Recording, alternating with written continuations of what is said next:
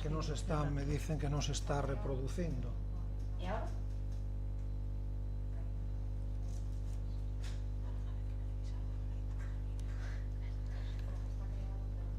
Que está creado o link, pero que non se está emitindo. Bueno, en todo caso, aquí, o señor secretario, hai algún problema, é dicir, está grabando toda a intervención. Ahora sí. Polo tanto, bueno, pues continuamos, un problema técnico, nos está emitindo en directo en streaming. Ahora sí, vale. Bueno, pues si va con retraso, eso suele ocurrir. En todo caso, pues... Es que aquí leva cámara tampouco bueno. A sesión está sendo grabada, está todo en orden, polo tanto, continuamos. O seguinte punto do día sería o punto número 4, dictame da Comisión Especial de Contas sobre recoñecemento extrajudicial de crédito 6/2026, aprobación relación de justificantes de gasto 2026-0014. Señor secretario. Como di o alcalde, o punto 4 é o ditame da Comisión Especial de Contas da sesión ordinaria celebrada o 26 de xuño de 2026 e que se informou favorablemente sobre o recoñecemento extrajudicial de crédito 6/2026, aprobación da relación de justificantes de gasto 2026/14, 4 justificantes en total por un importe bruto de 16.423,61 euros. O que se somete a aprobación deste plenario é o seguinte acordo que leo de forma sucinta. Primeiro, levantar o reparo formulado pola intervención municipal o 20 de xuño de 2026, resolvendo as discrepancias e continuar coa tramitación do expediente, xa que, aínda que se incumpre o principio de anualidade orzamentaria, trátase de servizos e suministracións necesarias efectivamente prestadas polos servizos proveedores actuantes de boa fe que non deben quedar en situación de indefensión debido a este incumprimento. Segundo, aprobar a totalidade das facturas e justificantes de gastos polo importe total bruto de 16.423,61 euros e recoñecer extrajudicialmente con cargo aos créditos do orzamento vixente os créditos derivados da aprobación das mesmas. E terceiro, autorizar e dispoñer do gasto e recoñecer as obrigas derivadas da aprobación dos gastos anteriores. Moitas gracias, Margarida. Nada, por ampliar un pouco a información que deu o señor secretario, son facturas de suministracións e servizos que están prestados. A de maior importe coincide co canon da canceira, que son 13.368 euros, e despois hai varias facturas da Deputación para aproveitamentos en vías provinciais e outras liquidacións, por exemplo, actividades culturais, e outra factura tamén do programa Canva, que é un programa de deseño que usamos en diferentes departamentos do Concello, e unha escritura notarial de servidume de CDIE, da empresa CDIE. Esas son as facturas que compoñen esa relación. Gracias, Manuel.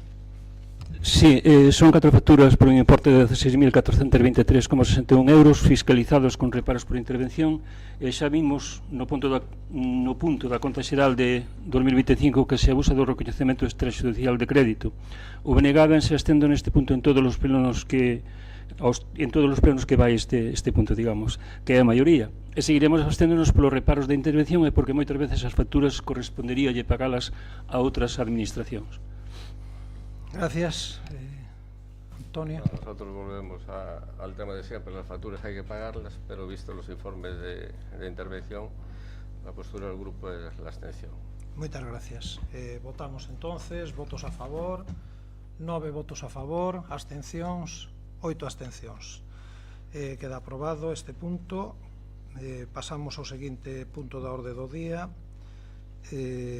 Expediente, dictame da Comisión Especial de Contas celebrada o 26 de xuño de 2026 sobre expediente 2/2026 de modificación do orzamento do Concello do Barco de Valdeorras mediante suplemento de crédito financiado con remanente de tesourería para gastos xerais e modificación do plan estratégico de subvencións, plan e anexo de subvencións nominativas do orzamento para 2026. Señor secretario.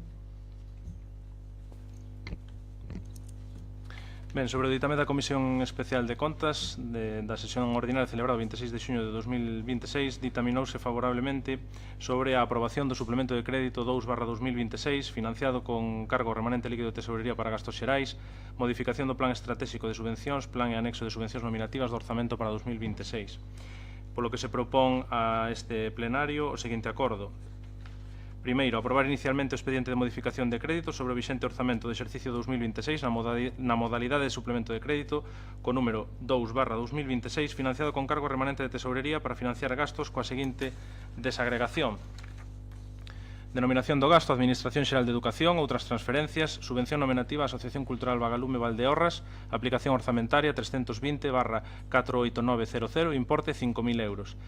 E débeda pública, amortización de préstamos a medio e longo prazo, a aplicación orzamentaria 11/91300, importe 47.143 euros, total 52.143 euros. Segundo, aprobar inicialmente a modificación do anexo de inversións para 2026 deste Concello para dar cabida á modificación de crédito anterior. Incrementos no anexo de inversións, a aplicación 320/48900, Educación, incremento de 5.000 euros para a subvención á asociación que mencionaba. Moitas gracias, Margarida. Ainda que na última Comisión de Cultura se levou a aprobación, a modificación do plan de subvencións para incluir a Vagalume a través dun convenio nominativo. Se aprobou en comisión, pero, sen embargo, non se levou a cabo. Isto non se plasmou no plan de subvencións.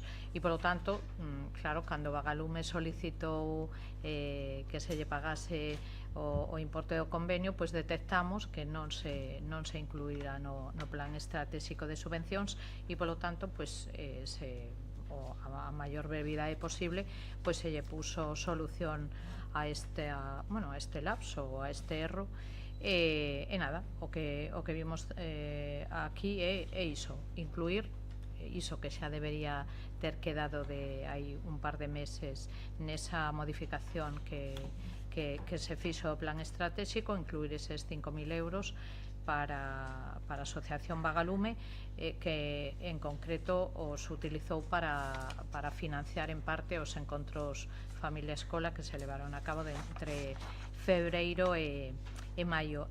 A segunda modificación do orzamento pois fai referencia, como ben dicía o señor secretario, a amortización de préstamo. Isto o que nos vai a beneficiar o ano que ven, porque todo apunta a que a taxa de reposición aumente na oferta pública de emprego e, polo tanto, o mellor o ano que ven pois podemos sacar amortizando este préstamo, podemos sacar unha praza máis que nos fai falta. Sí. Gracias, Marga. Manuel.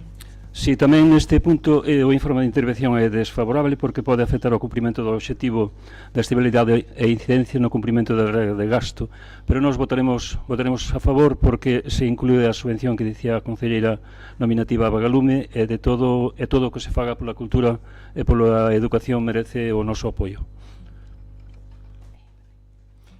Partido Popular, Sí, Antonio. Nosotros tamén vamos a votar a favor porque, según se nos explicó en la Comisión de Cuentas, había sido un error técnico, podemos llamarlo así, y que había quedado una subvención, una asociación que sí merece esa subvención. Entonces, nuestro voto va a ser a favor tamén. Bueno, moitas gracias, pois eso era un erro e correxímolo hoxe, así que queda xa incluído no plan de subvencións a Asociación Vagalume. Votos a favor, por unanimidade, moitas gracias. Pasamos ao punto número 6. Hai que ratificar a súa inclusión na orde do día. Sí, porque non pasou por ningunha comisión. Auséntase Manuel Núñez. Proposición presentada pola Alcaldía sobre recoñecemento de compatibilidade entre o cargo de concelleiro e o posto de funcionario interino docente, especialidade MAM de 0209. Señor secretario.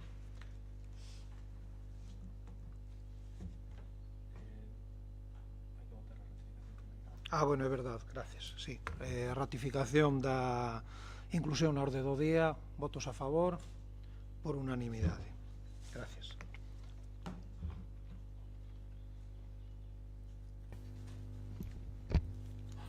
Ben, a proposición de alcaldía, neste caso sobre o recoñecemento de compatibilidade entre o cargo de concelleiro e o posto de funcionario interino docente. Leo sucintamente o texto dispositivo da proposta. Proponse que o Pleno do Concello acorde: primeiro, recoñecer que nas actuais circunstancias existe compatibilidade entre o cargo de concelleiro do Concello de Barco de Valdeorras que ostenta do Manuel Núñez Fernández e o posto de funcionario interino docente desta administración do que tomou posesión o día 16 de xuño de 2026. Segundo, calquera modificación das circunstancias citadas como motivación deste acordo requerirá un novo pronunciamento do Pleno desta corporación. Moitas gracias, Manuel. Sí. O Obradoiro Valdeorras Envelece 5 presentouse o día 6 de maio. Intervención fiscalizou o expediente ese mesmo día 6, reiterándose o día 15. O funcionario interino foi nomeado polo alcalde o 15 de xuño, tomando posesión o día 16 de xuño. O día 17 de xuño de 2026 comenzou o Obradoiro. Ese mesmo día a Secretaría recibe unha providencia que lle ordena emitir un informe xurídico. O sinalado anteriormente é o que non comprendemos. Como traen este punto a pleno con tanto retraso e sen pasar antes pola comisión informativa? Se o Obradoiro se presentou o día 6 de maio e comezou o 17 de xuño, se xa se sabía quen era o profesorado, como permiten que comecen as clases en ter en regra todo e poñendo en risco a legalidade do Obradoiro? Os informes de Secretaría e Intervención sinalan, e isto tamén o dixeron, parece ser, dos 4 obradoiros anteriores, que o posto é estrutural e que non se justifica xeitadamente a súa temporalidade. A verdade é que o posto non se inclúe na plantilla de persoal do Concello, tampouco hai problemas coa imparcialidade nin a objetividade. O concelleiro non ten retribucións como concelleiro, e só será un docente, e o custo asúmeo a Xunta de Galicia, non? Que eran as condicións que se poñían para conceder a compatibilidade. Non queremos interferir no desenvolvemento do Obradoiro nin nos dereitos laborais do concelleiro, pero ímonos abster pola esa improvisación do Concello baseada na súa maioría absoluta. Moitas gracias, Partido Popular. Visto los informes de Secretaría que son favorables, nosotros vamos a votar a favor de este punto. Bueno, eu sí que lle quero responder ao voceiro do BNG. Aquí o equipo de goberno único tomou a decisión de aceptar ou non aceptar esta compatibilidade dentro das posibilidades que había. Hai sentencias favorables e hai discrepancias por un lado e por outro, polo tanto, entre aceptar que unha persona poida exercer como profesor, neste caso, no Obradoiro, ou non aceptalo, nos entendimos que, visto que as sentencias tamén hai favorables a situacións semellantes en outros casos, noutros concellos, que non aceptando isto, pois ao mellor estaríamos vulnerando as posibilidades que ten esta persoa de desenrolar este traballo. Decidimos aceptar esta compatibilidade. Improvisación ninguna, porque os tempos son os tempos, e os tempos que nos van marcando son os propios plazos que se nos van dando e os propios distintos hitos que hai que ir cumplindo desde que se aproba o Obradoiro hasta que se aproba a presencia ou non presencia de unha determinada persona nese Obradoiro. Por lo tanto, esos son tempos técnicos que nos nin paralizamos nin avanzamos máis, simplemente nos limitamos a seguir os pasos que os técnicos nos marcan. E dito isto, pois non sei se quere intervir. O equipo di vostede que o equipo de goberno aceptou, supónse que nos días que comezou o Obradoiro, pero entón, claro, digamos que o que dicíamos da improvisación baseada na maioría absoluta, porque entón é que non pintamos nada tampouco o pleno. Os tempos técnicos, non sei se os tempos técnicos son de que se, digamos, tome posesión do cargo xa e que se comece a traballar antes de que o pleno diga que sí, pero bueno. A ver, nese xa dixemos que nos íbamos a abster precisamente por eso, porque creemos que se continúe o Obradoiro e creemos tamén digamos, nos dereitos do concelleiro en dar a clase, non? Bueno, eu creo que tampouco vamos a discutir máis, evidentemente, hasta que unha persona non é nomeada non pode solicitar a compatibilidade, non vai a solicitar a compatibilidade antes de ser nomeado porque non forma parte de ningún organismo. En todo caso, votamos, votos a favor, 14 votos, perdón, é verdad que son 13 votos, que falta precisamente a persona implicada, e abstencións, 3 abstencións. Queda, por tanto, aprobado o punto número 6 da orde do día. Podes avisar a Manuel que xa pode entrar, Javi. Seguinte punto da orde do día, punto número 7, proposición presentada pola Alcaldía sobre o recoñecemento de compatibilidade para actividade privada solicitada por María Cristina Murga Macías. Señor secretario.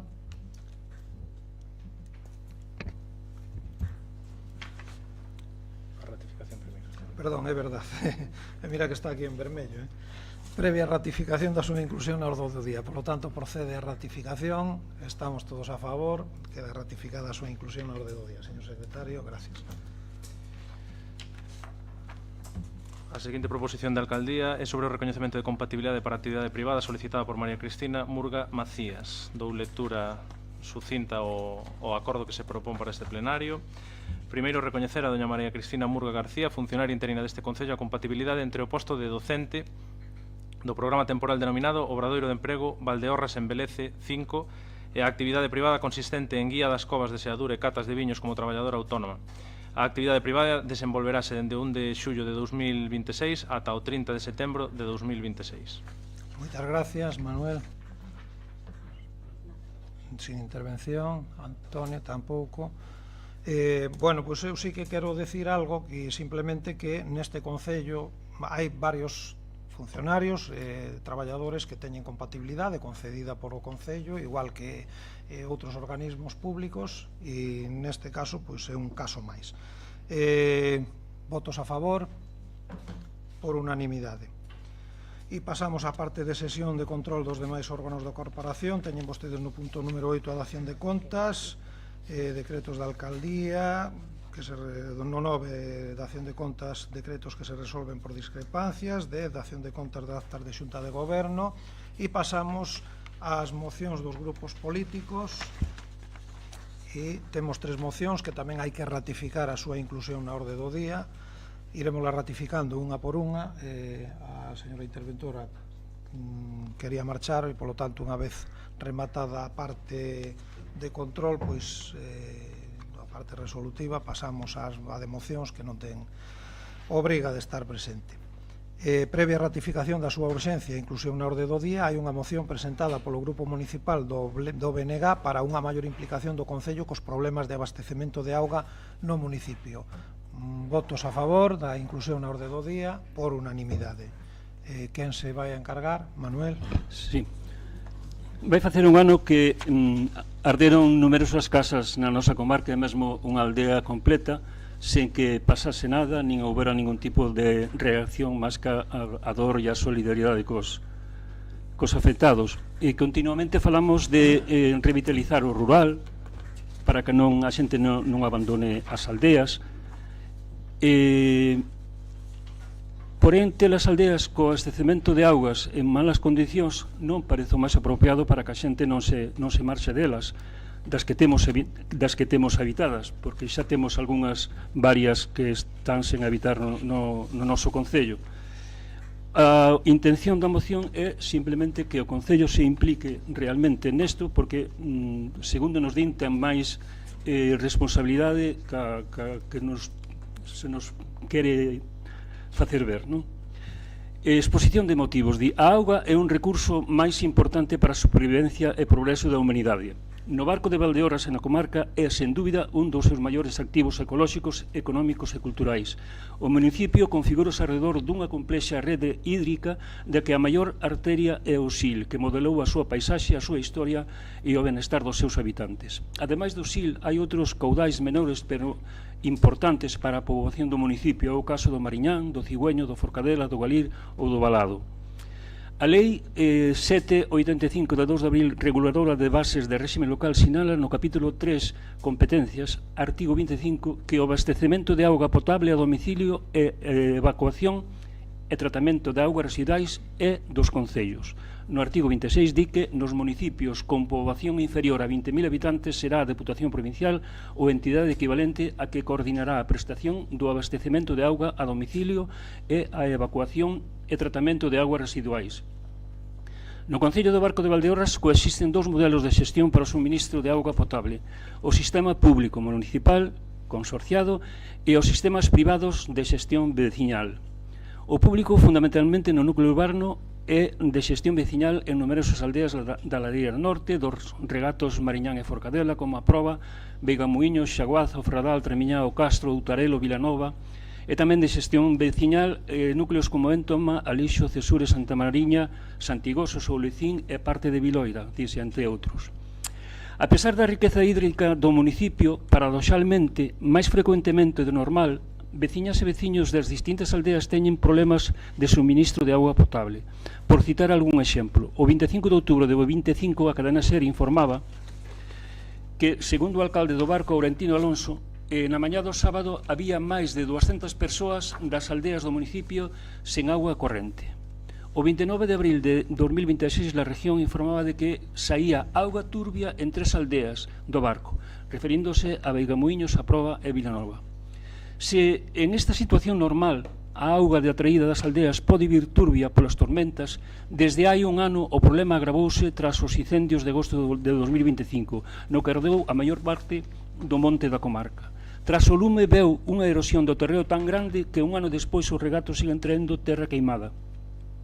En varias ocasións, os alcaldes e alcaldesas da comarca acusaron a Xunta de Galicia de desatenderse do problema derivado dos incendios e da falta de actuacións preventivas posteriores.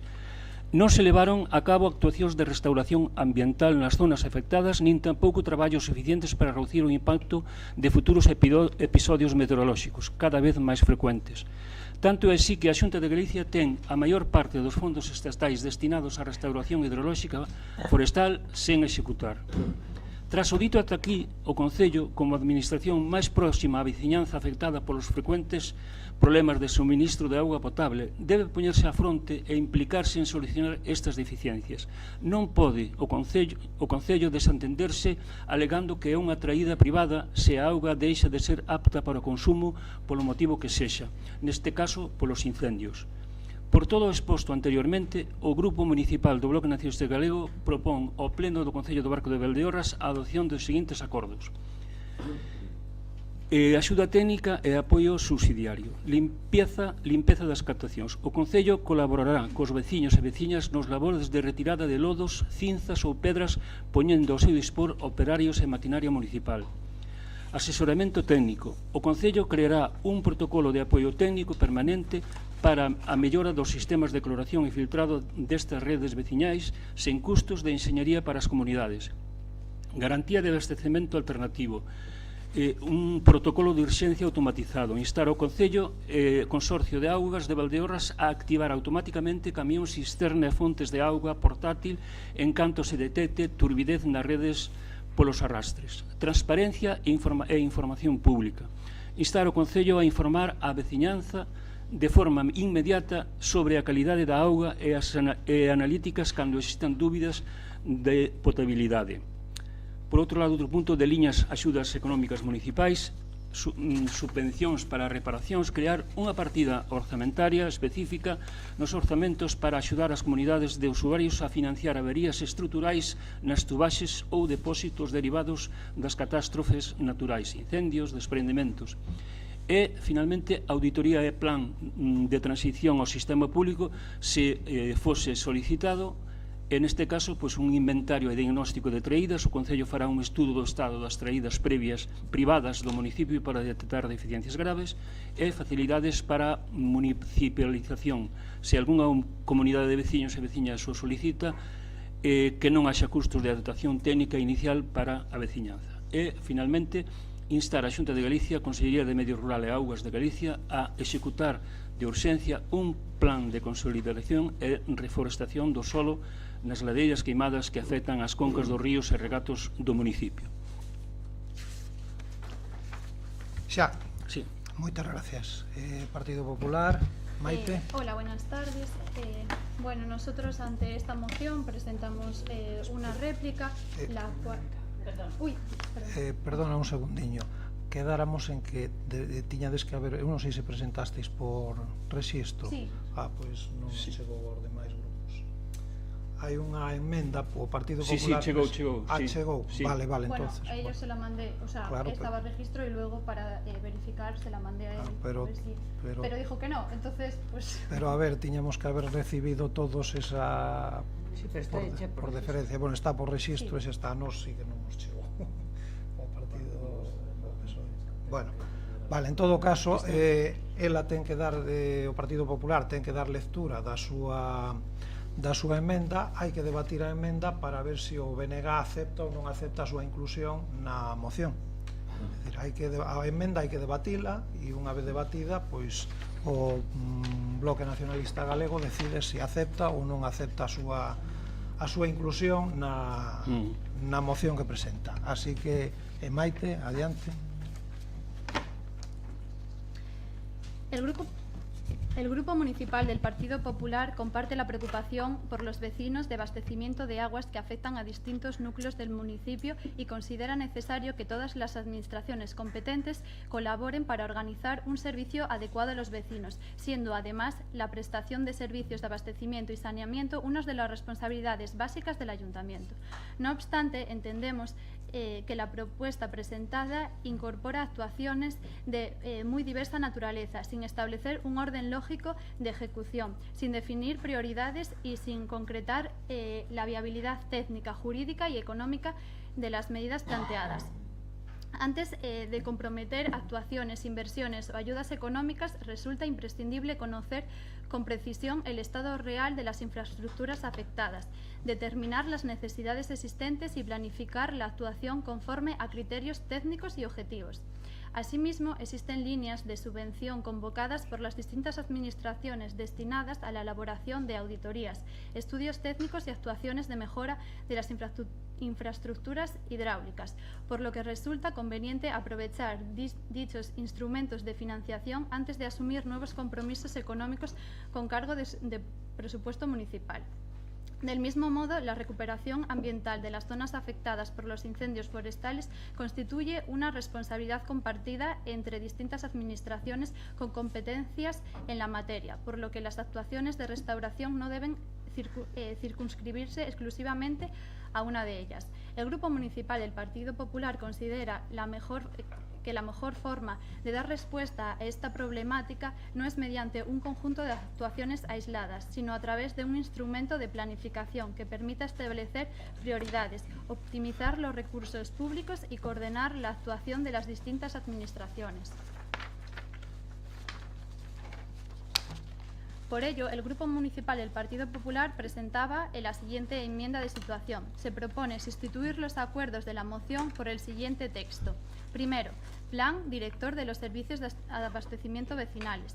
El Concello de Barco de Valdeorras impulsará la elaboración de un plan directo de los servicios de abastecimiento del municipio, promoviendo para ello la solicitud de las líneas de subvención y financiación existentes para la realización de las auditorías técnicas y estudios de diagnóstico.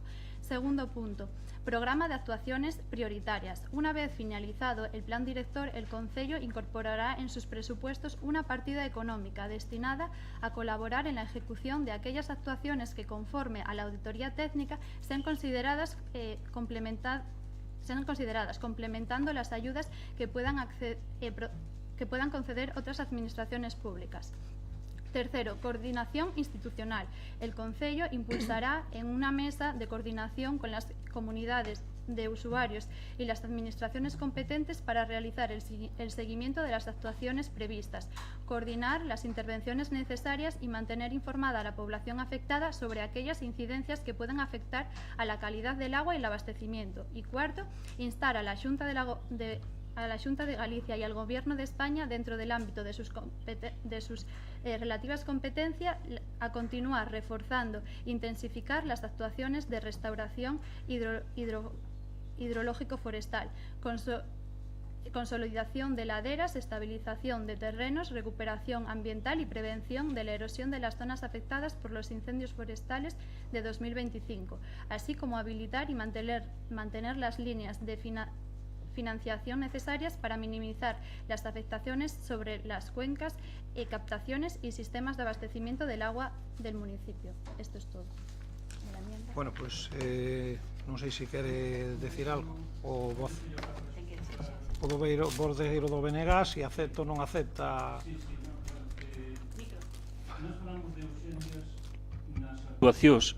Falamos de urxencias nas actuacións a realizar na traída destas aldeas. E a emenda do PP fala de coñecer con precisión o estado real das infraestructuras afectadas, determinar as necesidades existentes en planificar as actuacións conforme a criterios técnicos e obxectivos. Vemos que é algo moi a longo prazo, non? A Xunta é a competente exclusiva, así o di o Estatuto da Lei de Montes de Galicia de 2012, do monte, a través da Consellería de Medio Rural e a Dirección Xeral de Planificación e Ordenación Forestal. Os concellos teñen competencia subsidiaria, pero a emenda do PP fala de recuperación ambiental das zonas afectadas polos incendios forestais constitúe unha responsabilidade compartida. Non, a responsabilidade fundamental é da Xunta de Galicia. Nas emendas, nos acordos fala de elaborar un plan director dos servicios de abastecemento, auditorías técnicas, estudos de diagnóstico. Bueno, pois isto tamén sería un moi a longo prazo, non é... Fala tamén dunha mesa de coordinación entre comunidades e de usuarios e administracións competentes para realizar o seguimento igual a moi longo prazo, non? Como dicimos, algo moi a longo prazo que non dicimos que non se poida facer e que non haxa que facelo, pero nós estamos pensando xa na seguinte riada e nos conseguintes arrastres, non? Na moción da piscina falan case dun megaproxecto, cosa que está ben para a piscina, pero para as aldeas parece que lles doe máis o gasto. Entón, pois, non queren que se gaste en exceso na traída de auga, quizáis por eso de estar continuamente a dicir la villa, como non existise máis que la villa, non? Nós creemos que realmente estas medidas que propoñemos son para que o Concello se poña en marcha e axude e se apoie a traída de auga das aldeas na mellora. Aceptan ou non? Rexeitala, sí. Rexeitan a emenda do Partido Popular, polo tanto, pois, unha vez que expuxo o voceiro do BNG a moción orixinal, pasamos ao debate da mesma, así que entramos na intervención do Partido Popular xa no debate da moción tal cual foi presentada. Sin a emenda, exactamente. Non, a ver, a moción foi presentada a emenda foi rexeitada polo grupo propoñente da moción, pero ahora debatimos a moción porque... Pero leo antes a moción. Bueno, xa. A moción xa está lida, Manolo. Entonces, ahora pasamos xa ao debate da moción tal cual foi presentada polo BNG. Sí, a moción xa está lida. Está, pues, a ver se nos vai a memoria a todos co calor. Entón, agora sí que pasamos xa ao debate da moción tal cual foi presentada e nos esquecemos xa da emenda que presentou o Partido Popular. Quen intervén, me imagino que Maite outra vez. Perfecto. Bueno, non nos vamos a esquecer moito da emenda porque nos vamos a xustificar un pouco o debate de anda moción que a emenda que propuxemos nesta. Bueno, cambio outra vez de rexistro, ahora pasamos ao galego. o castellano. Lo primero que queremos dejar claro es que compartimos la preocupación de los vecinos que están sufriendo problemas de abastecimiento de agua. Estamos hablando de un servicio esencial y de unas responsabilidades básicas de cualquier ayuntamiento: garantizar que los vecinos dispongan de agua en condiciones adecuadas. Precisamente por la importancia de este asunto, desde el Partido Popular entenderíamos que esta iniciativa merecería un tratamiento mucho más serio, más ordenado y más útil. Por eso presentamos una enmienda de situación, no para eliminar la moción, sino para mejorarla. No para decir que no hay un problema, sino para intentar que en este pleno aprobara un verdadero plan de actuación. Porque, sinceramente, la propuesta que hoy trae aquí el BNG es un auténtico cajón desastre. En ella se mezclan competencias municipales, competencias de la Xunta de Galicia, competencias del Consorcio de Agua, actuaciones sobre infraestructuras privadas, subvenciones, protocolos de emergencia, posibles municipalizaciones, restauración ambiental, todo junto y sin ningún orden lógico. Da la impresión de que el criterio ha sido muy sencillo: todo lo que se nos ocurra para adentro. Ya veremos después quién lo hace, quién lo paga y si realmente se puede llevar a cabo. Y esa no es una forma seria de abordar un problema como este. Nuestra enmienda proponía empezar por donde creemos que debe empezar cualquier administración responsable: conocer primero la realidad. Planteábamos elaborar un plan director de las traídas vecinales, apoyándonos además en líneas de subvención existentes para financiar las autorías técnicas, porque antes de comprometer ayudas, inversiones o actuaciones, lo responsable es saber cuál es el estado de cada traída, porque qué problemas existen, cuáles son las prioridades, cuánto costará resolverlas y qué administración debe intervenir en cada caso. Solo después de ese trabajo tendría sentido establecer una planificación, habilitar una partida presupuestaria para las actuaciones prioritarias y coordinar el trabajo entre todas las administraciones implicadas. Eso es gestionar. Lo que también nos sorprende es que el BNG centre toda la responsabilidad en la Xunta de Galicia, cuando la preocupación de la recuperación de las zonas afectadas por los incendios requiere una implicación de todas las administraciones competentes. Por eso propusimos incorporar también al Gobierno de España, porque entendemos que este no puede ser un debate partidista, sino un compromiso conjunto para proteger nuestros recursos hídricos y evitar que situaciones como esta vuelvan a repetirse. Lamentablemente, nuestra propuesta no ha sido aceptada y creemos que es una oportunidad perdida, porque esta moción vuelve a reflejar una forma de hacer política que venimos denunciando desde hace tiempo. Cuando aparece un problema, en lugar de analizarlo, planificar las actuaciones y coordinar a las administraciones implicadas, se presenta un listado de buenas intenciones. Para gobernar exige mucho más. Exige planificación, mantenimiento, seguimiento, coordinación y, sobre todo, exige capacidad de anticiparse. Desde hace tiempo venimos denunciando una y otra vez esta falta de planificación. Lo hemos hablado del mantenimiento de los parques infantiles, del estado de las aceras, de las instalaciones municipales, de la piscina y de tantos muchos otros asuntos. Y siempre ocurre lo mismo, siempre se llega tarde, siempre se actúa cuando el problema ya es evidente. Y siempre aparece una explicación, que si las lluvias, que si las tormentas y si los incendios. Pero los fenómenos naturales no los podemos evitar. Lo que sí podemos evitar es la falta de previsión de mantenimiento y de coordinación agrave sus consecuencias.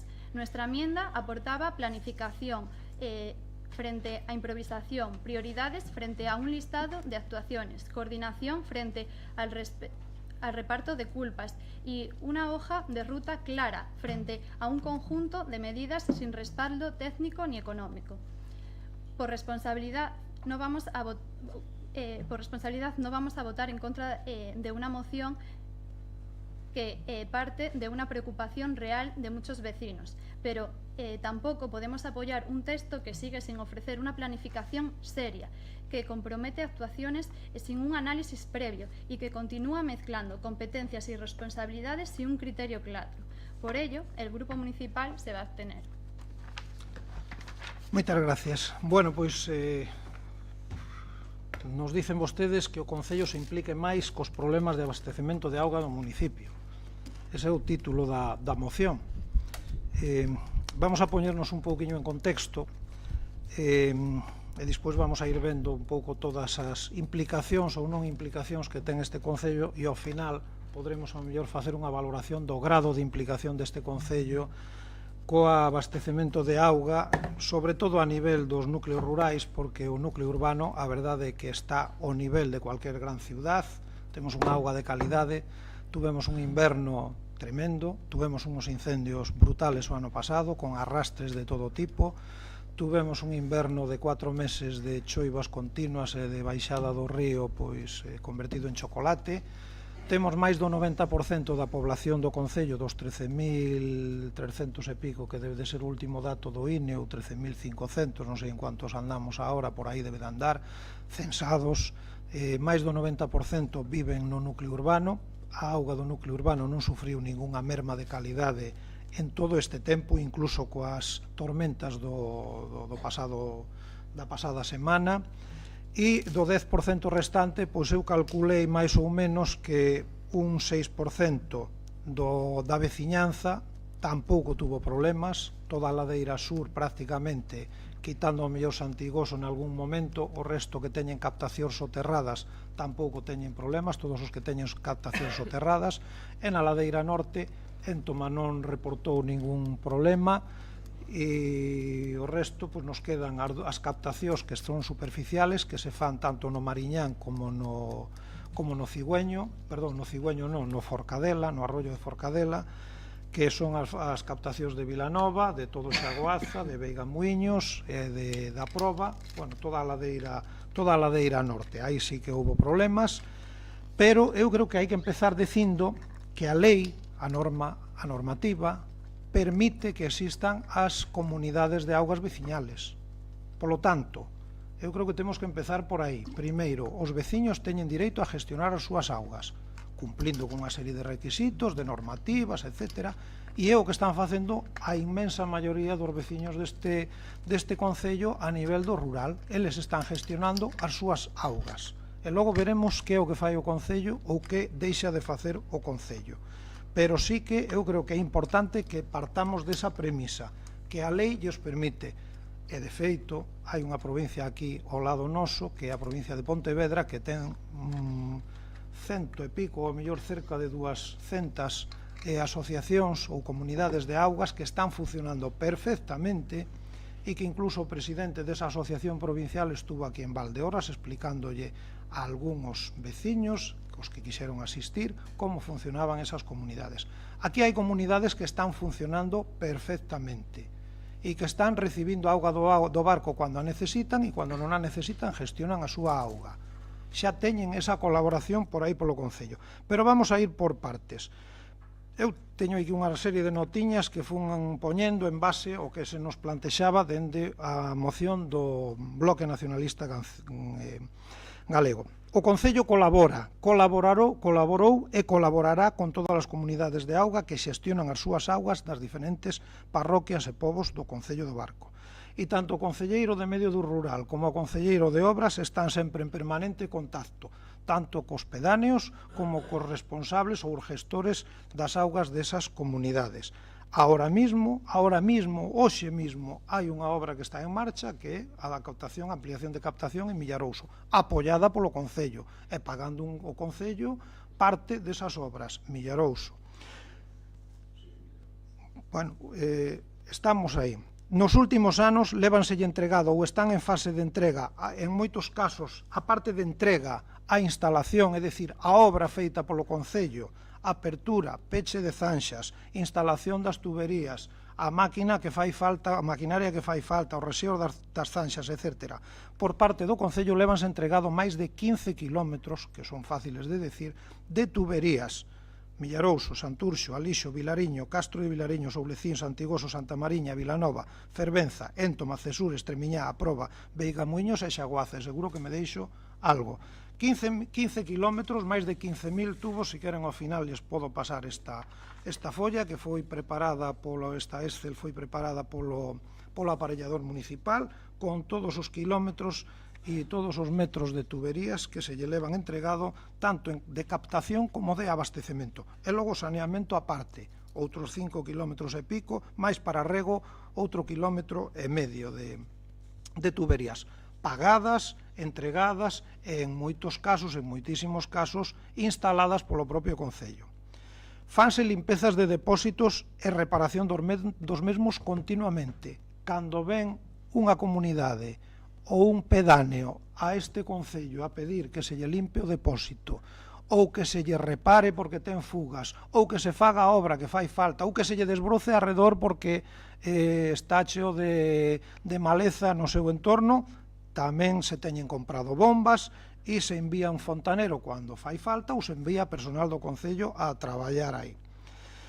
Colocáronse cloradores automáticos con placas solares e comunicación inalámbrica nos depósitos dos povos. Antes tiñan que ser os responsables da xestión das augas os que tiñan que ir a facer esas cloracións e agora os responsables da xestión das augas, que, por certo, a xestión das augas, en moitos casos, en casi todos, os veciños están pagando.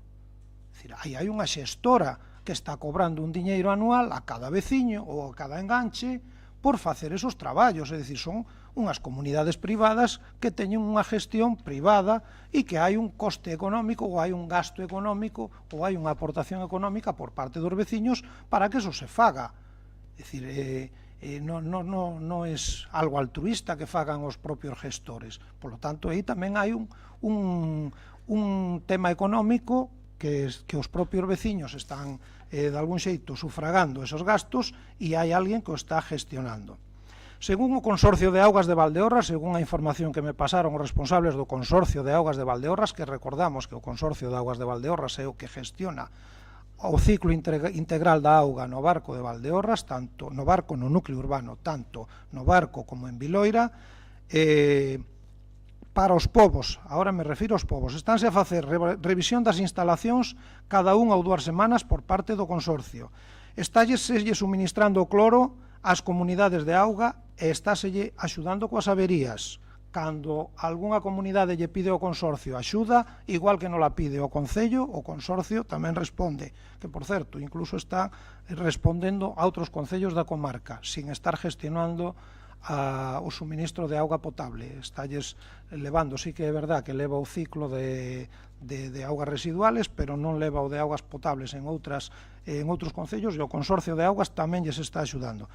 E según a exixencia de sanidade, estáse a facer unha analítica completa de cada instalación en función do caudal e da población nos períodos que marca a sanidade. E aparte, estánlle a facer analíticas de control interno sin obligación varias veces ao ano a todas as instalacións das comunidades, sin obligación ninguna, esta información que me pasaron do Consorcio. O Consorcio instalou 2 fontes despois dos incendios que siguen funcionando, siguen activas. Unha está en Viloira e a outra está en Veigamuíños, á altura do supermercado que hai ali. Tamén lles recordo a vostedes que no ano 2022, despois dos incendios do ano 2022, o Concello gestionou a presencia de camións cisterna para abastecer a Coedo, porque Coedo quedárase sin auga daquelas. A maior parte das captacións están legalizadas diante da Confederación Hidrográfica Miño-Sil e as que faltan están en proceso de legalización. A maior parte deles, se non todas, eu non sei que me corrija os 2 concelleiros, creo que están a nombre do Concello, ou todas. Agora mesmo, povos como a Éntoma e o Castro dispoñen de un bypass que lles permite conectarse coa rede de suministro do barco cando teñen problema con súas traídas. Evidentemente, cada bypass ten que ter o seu contador xeral. O de Éntoma xa o ten. Que significa isto? Que os veciños de Éntoma, cando o depósito de Éntoma se queda sin auga, cando hai pouca presión ou cando teñen problemas do tipo que sea, o encargado das augas de Éntoma vai, pecha no depósito, abre a traída do barco, a auga do barco, a auga do núcleo urbano do barco chega a Éntoma e eles teñen un contador, eu non sei como fan para pagar, se o reparten equitativamente ou reparten proporcionalmente, se é un problema deles, pero eles religiosamente paganlle ao Consorcio de Augas de Valdeorras o coste dese suministro a través dese bypass. Os veciños do Castro tamén o teñen, de momento ainda está sin o contador, porque foi unha obra de emerxencia que houbo que facer por unha avería na propia rede de suministro e quedábase o Castro sin agua, pero evidentemente aí teñen que ter contador. Este alcalde reuniuse xa fai un tempo cos veciños da Proba, que viñeron a visitarme, reuníme con veciños de Xagoaza, falei co responsable de augas de Veigamuíños e a todos lles planteei o mismo.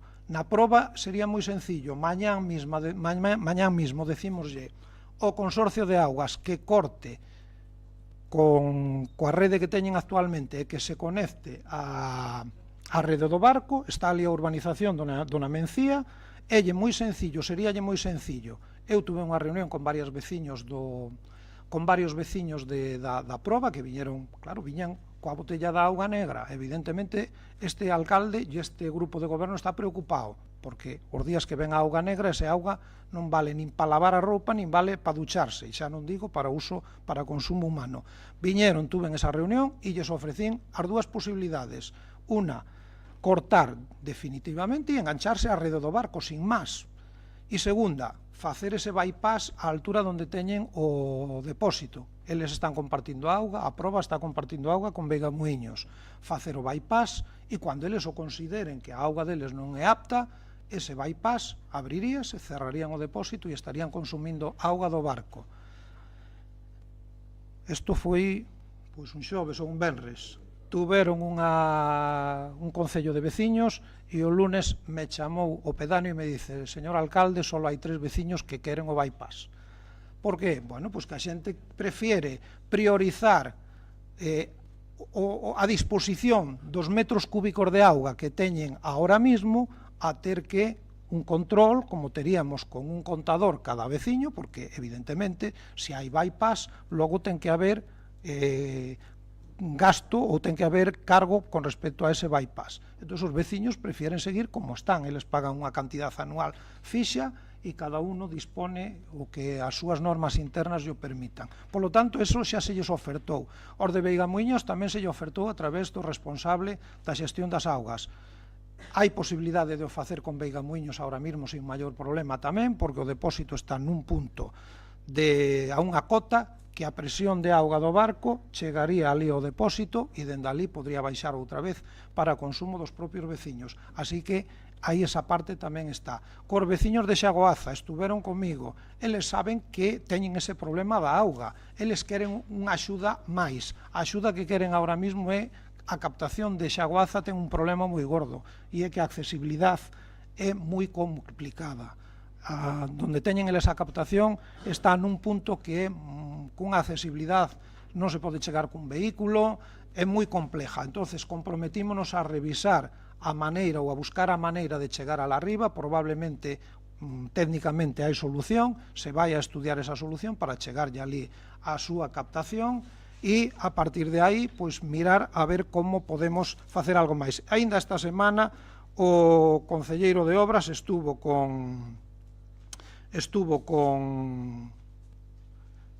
operarios do Concello facendo unha obra de urxencia para os veciños do Castro, porque a auga que chega ao Castro non chegaba. Había unha avería en máis de 200 metros, quero recordar, de tubería que estaba enterrada e que non se daba localizado a avería. Ali estuveron empregados do Concello e estuvo maquinaria do Concello traballando e metendo tuberías novas hasta que ao final houbo que optar por meter unha tubería aérea momentáneamente para darlle servicio aos veciños do Castro e a partir de aí xa máis adiante se soterrará cando se poida. Que máis? O do bypass xa o dixen. A oferta que se lle ofreceu a todos estes concellos. Ben, máis cousas. Temos pendiente un proxecto, os veciños de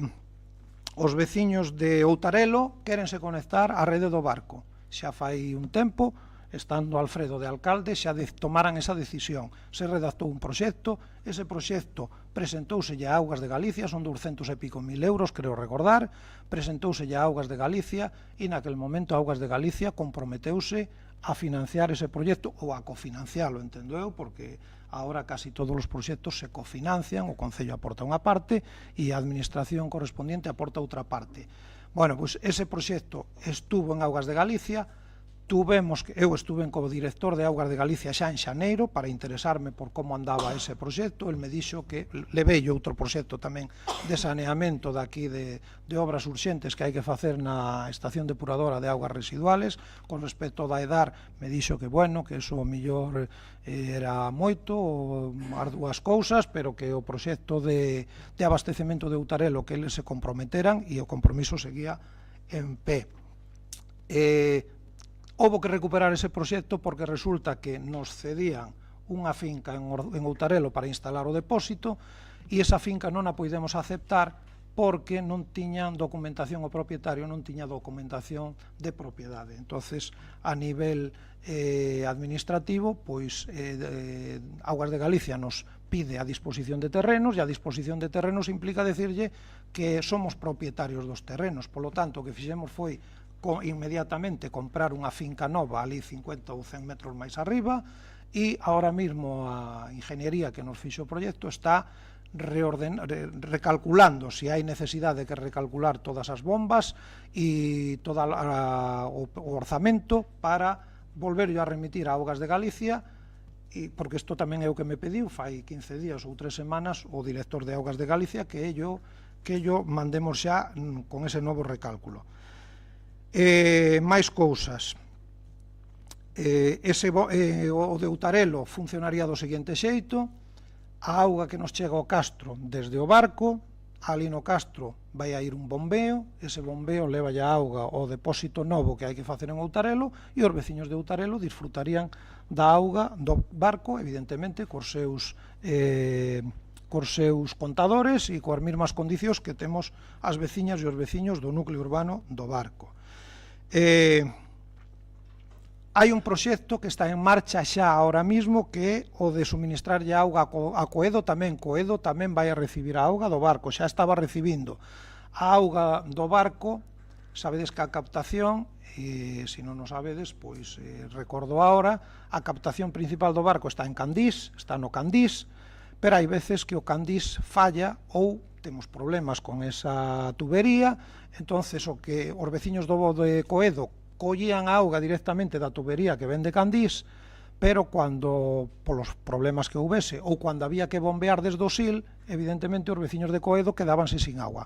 Entón redactouse un proxecto que son, creo que, cento e pico mil euros, e estamos pendientes ahora mismo solamente des informes sectoriales, neste caso dun informe da Confederación Hidrográfica Miño-Sil, para que nos autorice a cruzar con unha tubería que vai colgada da carretera, e porque hai un caborquiño ali, antes de chegar a Coedo hai un regatillo, e como hai un regatillo, pois Confederación ten que decir algo. Carretera xa dixo que non había ningún problema, entón no momento que teñamos a autorización o informe sectorial da Confederación Hidrográfica Miño-Sil, se sacará tamén a concurso, que de feito témolo nos orzamentos, ese proxecto está nos orzamentos deste ano, se sacará a concurso o tema de Coedo. E está tamén encargado un proxecto de ingeniería para levarlle a auga, dixenvos algo, antes que Éntoma está enganchado agora directamente á rede que vai do barco pola carretera da Diputación hasta Éntoma, pero eles teñen un problema que é que a auga nosa chegalles así algo xustiña en cuanto a presión agora no Brau. Entón hai veciños que ao mellor non lle chega ou lle chega con moi pouquiña presión. Entón o proxecto que encargamos é para subir a auga do barco ao depósito de Éntoma e así dentro dese depósito eles teñen a garantía de ter a presión suficiente. Seguro que me deixei cousas por aí por detrás, pero eu creo que a implicación do Concello non sei se será do 100%, seguro que do 100% non é, pero ao mellor do 99% ou do 98% sempre hai que deixar un 1 ou un 2% de margen de mellora, porque sempre hai margen de mellora. Pero, hombre, que me diga vostede, ou que me digan vostedes na súa moción, que hai que instar ao Concello a que aumente o seu grado de implicación, bueno, en fin.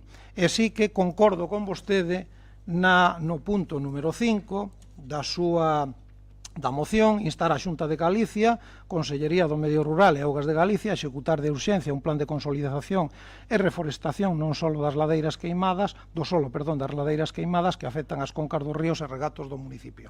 É certo que o estamos vivindo estes días e vivímolo este día de atrás, o día da tormenta, como baixaba tanto o Cigüeño como o Mariñán, que era espectacular, e ademais foi en minutos, é dicir, caiu a tormenta e ao cabo dunhos minutos chegou todo o que caiu na montaña arriba. Saben vostedes que hai unha transferencia de fondos por parte do Goberno do Estado á Xunta de Galicia para que ejecute, que por certo planteaba a voceira do Partido Popular, un plan para esa reforestación. Xa está, xa existe, hai 3 planes, o Larouco 1, o Larouco 2 e o Larouco 3, chamase así. No Larouco 1 creo que estaba Larouco e non sei está Petín, no outro está a Rúa e o Bolo, e no outro está o Barco, e están todos os concellos que fomos afectados. Está Rubiá e está tamén Carballeda. E para aquí, para Valdeorras, son 2 millóns e pico de euros, para toda a provincia de Ourense son máis de 8 millóns, e polos datos que temos e pola información que nos pasaron os nosos compañeiros do grupo parlamentario socialista en Santiago, no Parlamento de Galicia, creo que vai executado pois menos dun 10%, co cual hai unha posibilidade grande de que se perdan eses fondos, que sería unha lástima tremenda.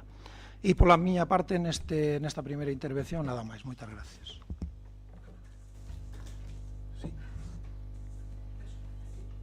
Perdón, Manuel. Sí, faltaría máis.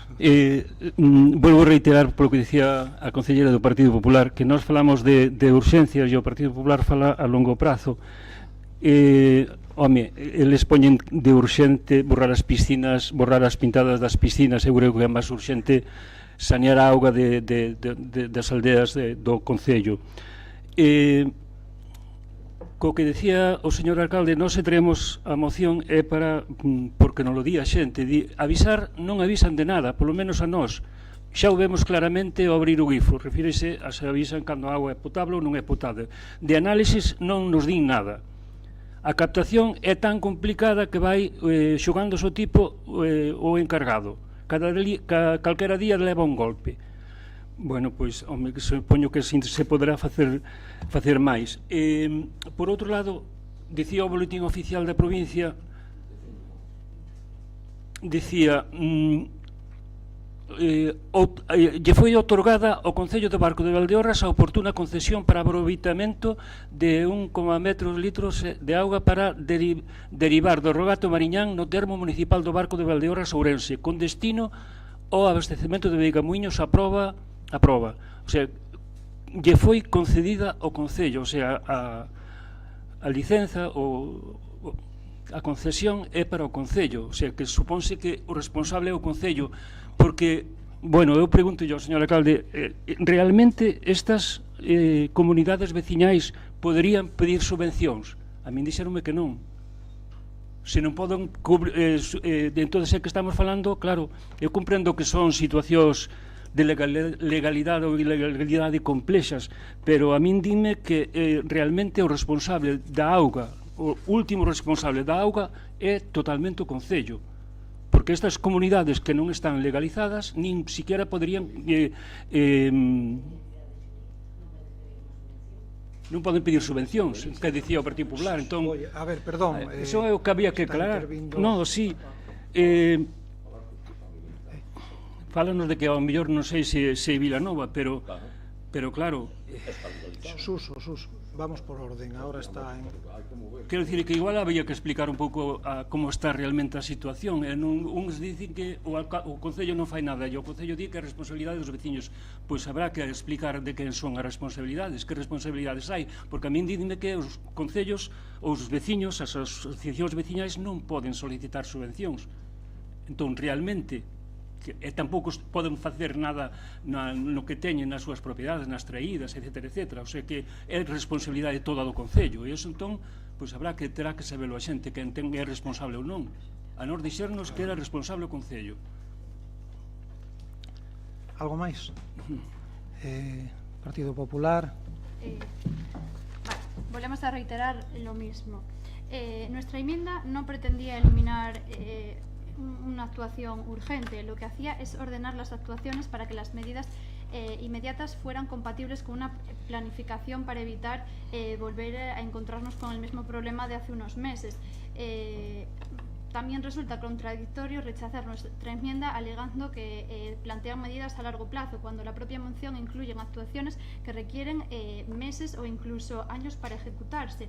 Por tanto, el problema no es que existan actuaciones a largo plazo, el problema es que todas aquellas aparecen mezcladas en la moción que presentan, sin prioridad, sin planificación, sin una hoja de ruta, y solamente quieren pues eso, que preocupan a los vecinos. Luego, por otra parte, también nos decían, nosotros planteamos las auditorías porque es la herramienta para saber dónde invertir primero. También comentaba el alcalde que ya hay un plan establecido, pero claro, al final también por la Xunta tenemos que saber a qué nos estamos atendiendo. Es decir, hay un plan, pero saber focalizar ese plan a cada problema de cada municipio.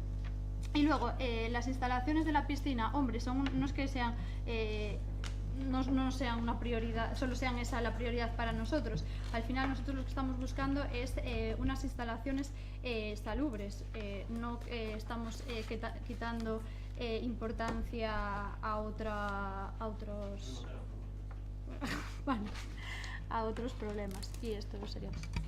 Bueno, pois eu contestando a varias das cuestións que planteaba o voceiro do BNG, os veciños dicenlle que nadie os avisa de nada.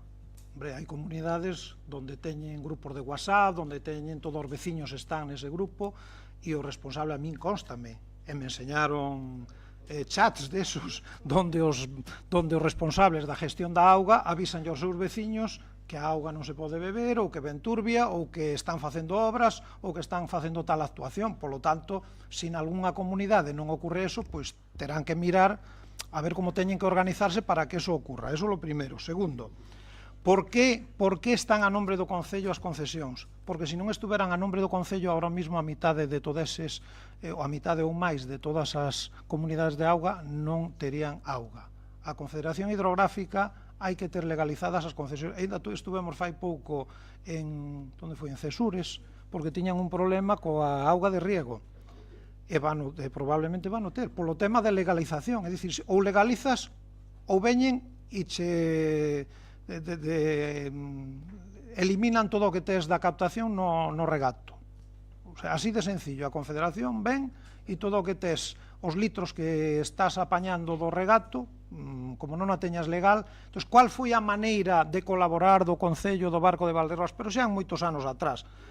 Foi pedir, porque o Concello do Barco é un organismo legal, e xa está, é moi sencillo, é dicir, as comunidades o que teñen que facer é legalizarse, que o teñen moi fácil, que son soberanas. É dicir, son soberanas, e aquí hai comunidades que están legalizadas, hai comunidades que están funcionando perfectamente, e poden pedir subvenciones. Como non van poder pedir subvenciones ás comunidades que están legalmente legalizadas, se a Xunta de Galicia saca todos os anos un montón de diñeiro para comunidades de aguas? Como non van a poder pedir? O que pasa é que terán que cumplir cunha serie de requisitos, é o mesmo que a calquera asociación de veciños ou calquera clube, etcétera, que quere unha subvención do Concello, da Diputación ou da Xunta de Galicia. Terá que estar legalmente constituído e terá que cumplir cos parámetros que lle marquen, pero iso que non ten que dicir é soberanamente os propios veciños. Eso teñen que dicir eles, non lle pode dicir o Concello. O Concello vai a colaborar, e eu creo que xa dei un listado bastante amplio de colaboraciones, e máis que nos pidan. Por certo, que me quedaba no tinteiro, hombre, o tema das subvenciones para reparaciones. Se nos establecemos unha cantidad fija de subvenciones anual, os veciños desa comunidade saben que van a recibir anualmente 5, 6.000, 8.000, 10.000 euros cada comunidade, e se necesitan máis, que é o que ten ocurrido, e é o que estamos gastando anualmente desde o Concello.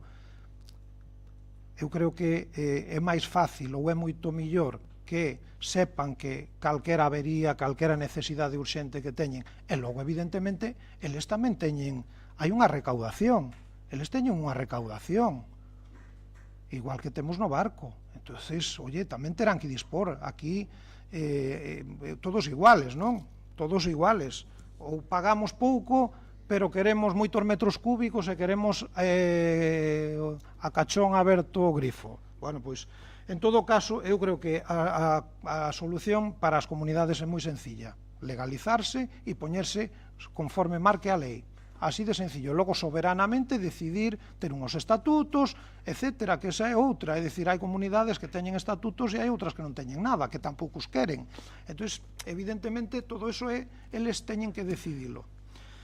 Con respecto outra vez ao plan de recuperación de montes que decía vostede, a voceira do Partido Popular, eu volvo a reiterar o mismo. Alégrome de que o Partido Popular solicite ou pida a restauración dos montes, pero habrá que decirlle á Xunta que aporte a parte que lle toca. É dicir, a Xunta de Galicia ten que aportar outros 8 millóns e pico de euros, igual que aportou o Goberno, que creo que é o convenio que teñen entre o Goberno e Xunta, e poñerse a traballar para recuperar os montes.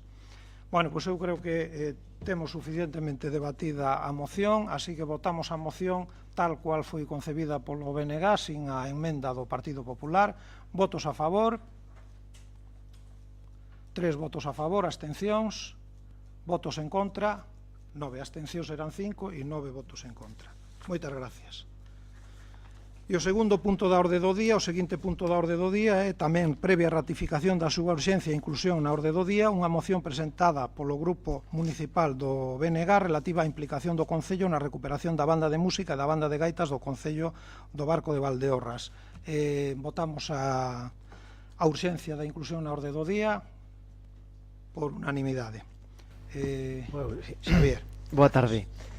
Galicia conta xa dentro do século XIX con centros de bandas de música popular que desenvolven un papel fundamental na difusión da cultura galega, na formación musical e na cohesión social. Crean lazos entre xeracións e actúan como embaixadoras culturais dos concellos aos que representan. As bandas de música son auténticos motores culturais e lonxe de ser unha expresión do pasado, representan unha aposta de futuro tanto polo seu labor educativo como pola capacidade de vertebrar comunidades e proxectar a cultura galega. A Federación Galega de Bandas Populares, creada no ano 85, representa case 100 bandas, máis de 7.000 instrumentistas, aproximadamente o 70% menores de 30 anos.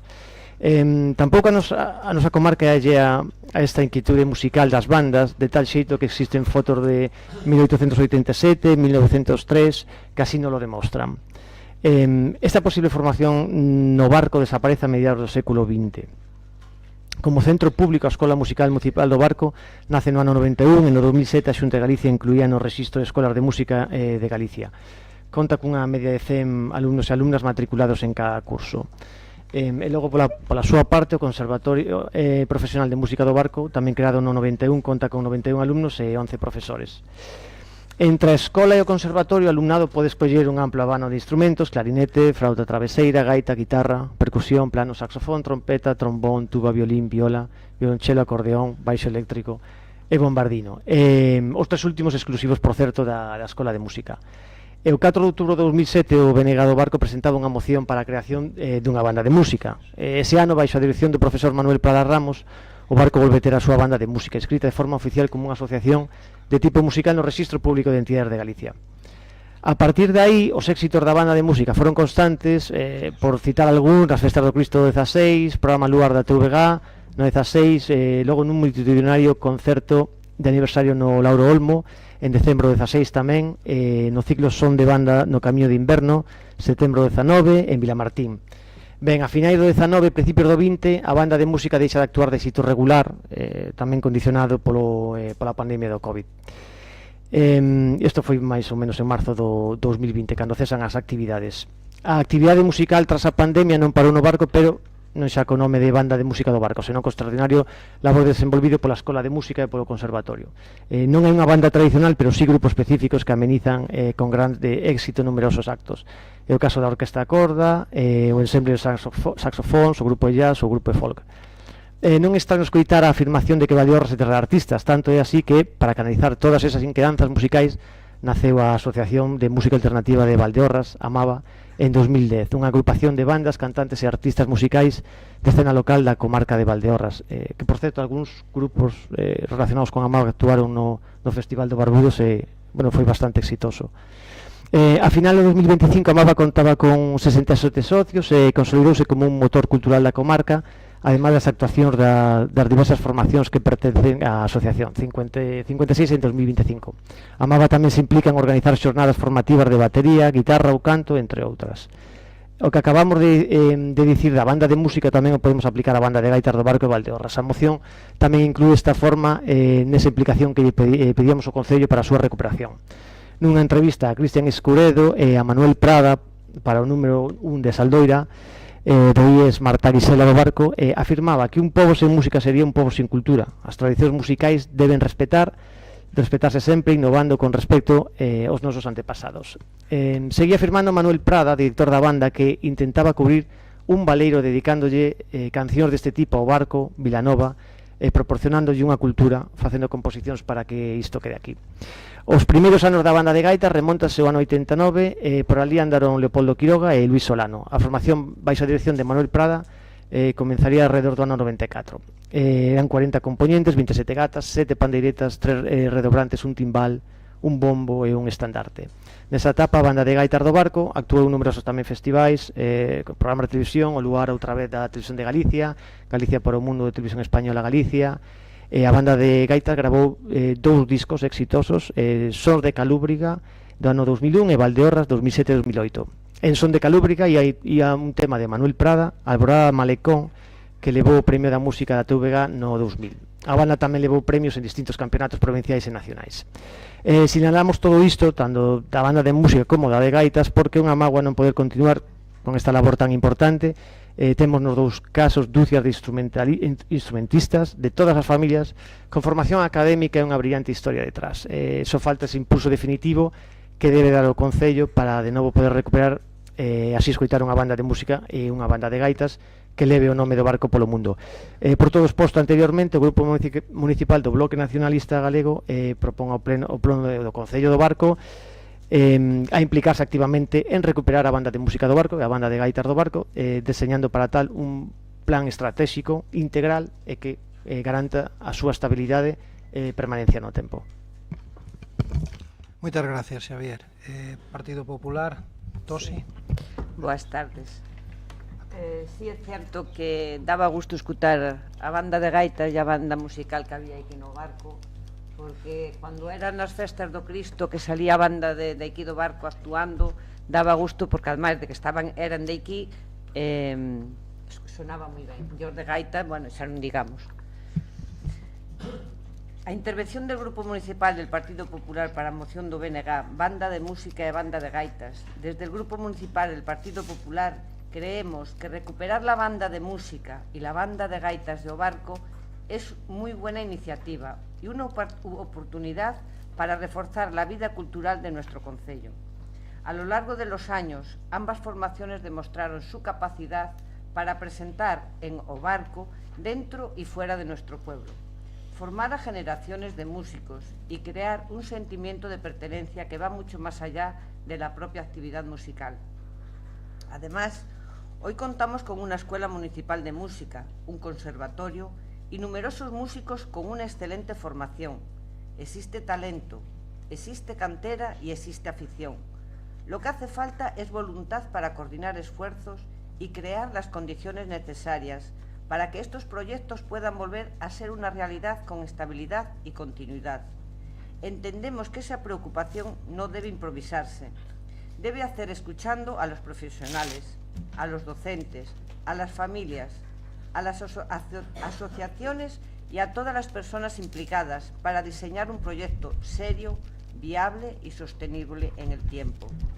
La cultura no es un gasto, es una inversión en educación, en identidad y en cohesión social. Y pocas iniciativas representan mejor esos valores que una banda de música o una banda de gaitas. Por todo ello, votaremos favorablemente a esta moción y esperemos que el Gobierno municipal asuma este compromiso y trabaje para que O Barco pueda volver a contar con 2 agrupaciones musicales de las que todos los vecinos y vecinas podamos sentirnos orgullosos. Gracias. Marga. Pois nada, contestar, bueno, a voceira, bueno, neste caso a Dosi, que este grupo municipal non ten que asumir o compromiso, xa o leva asumido durante moitos anos. De feito, eu como concelleira o primeiro que fixen foi preguntar por que desaparecera a banda de gaitas e molestarme en investigar por que esa agrupación, efectivamente coincido completamente tanto con Xavier como con Dosi na importancia e no interese de que esas dúas agrupacións se poidan recuperar en algún momento. Parece ser que a banda de música do Barco está aí a piques de poder empezar outra vez coa súa actividade, non cos 50 e pico membros que tiña, pero falábamolo non hai moito con un membro da directiva que probablemente si dentro de todos os espazos que se lle puseron dende o Concello a disposición, algún deles lle vale, porque claro, nos entendemos que unha banda de música non é unha coral, que o mellor necesita un espazo moito máis pequeno. Unha banda de música necesita un espazo grande, que teña un almacén, que poidan colocar os instrumentos, e o que comentaban eles era que si puidese ser un espazo non compartido con outras agrupacións, porque claro, os instrumentos que manexan son instrumentos caros, etcétera, etcétera.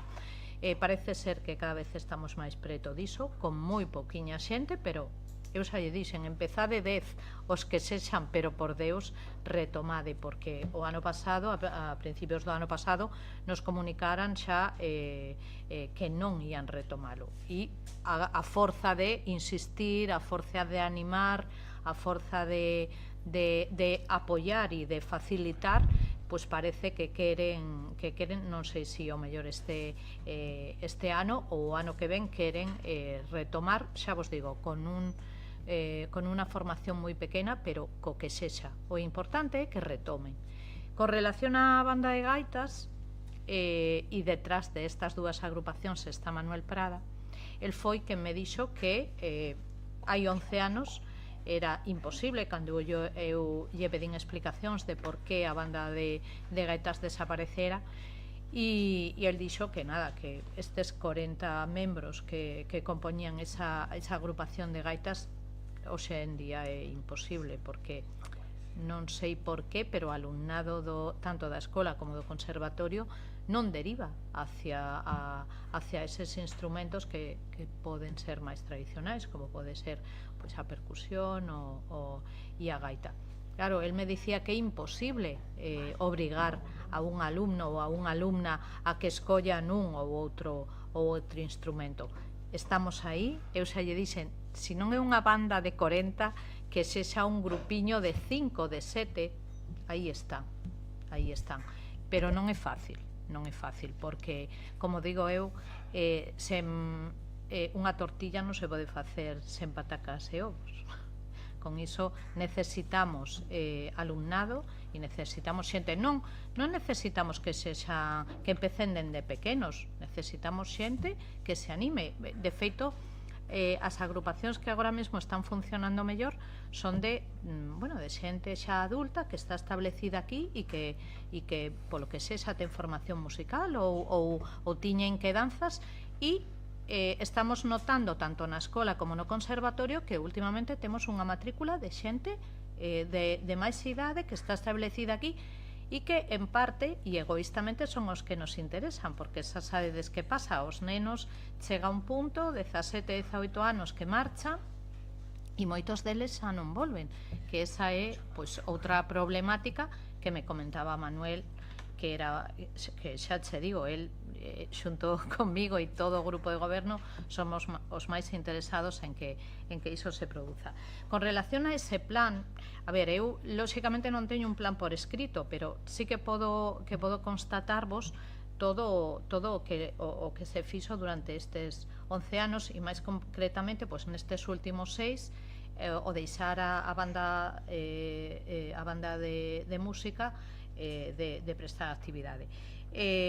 Xa vos dixen, abriuse dende o minuto 1, dende que eu entrei como concelleira, un diálogo entre tanto membros desa agrupación como co profesorado, a dirección, para ver que pasaba. Na banda de gaitas xa o comentei, e na banda de música, pois, como ben dicía Xavier, a pandemia foi o que lle deu o toque de gracia á banda, non só a banda.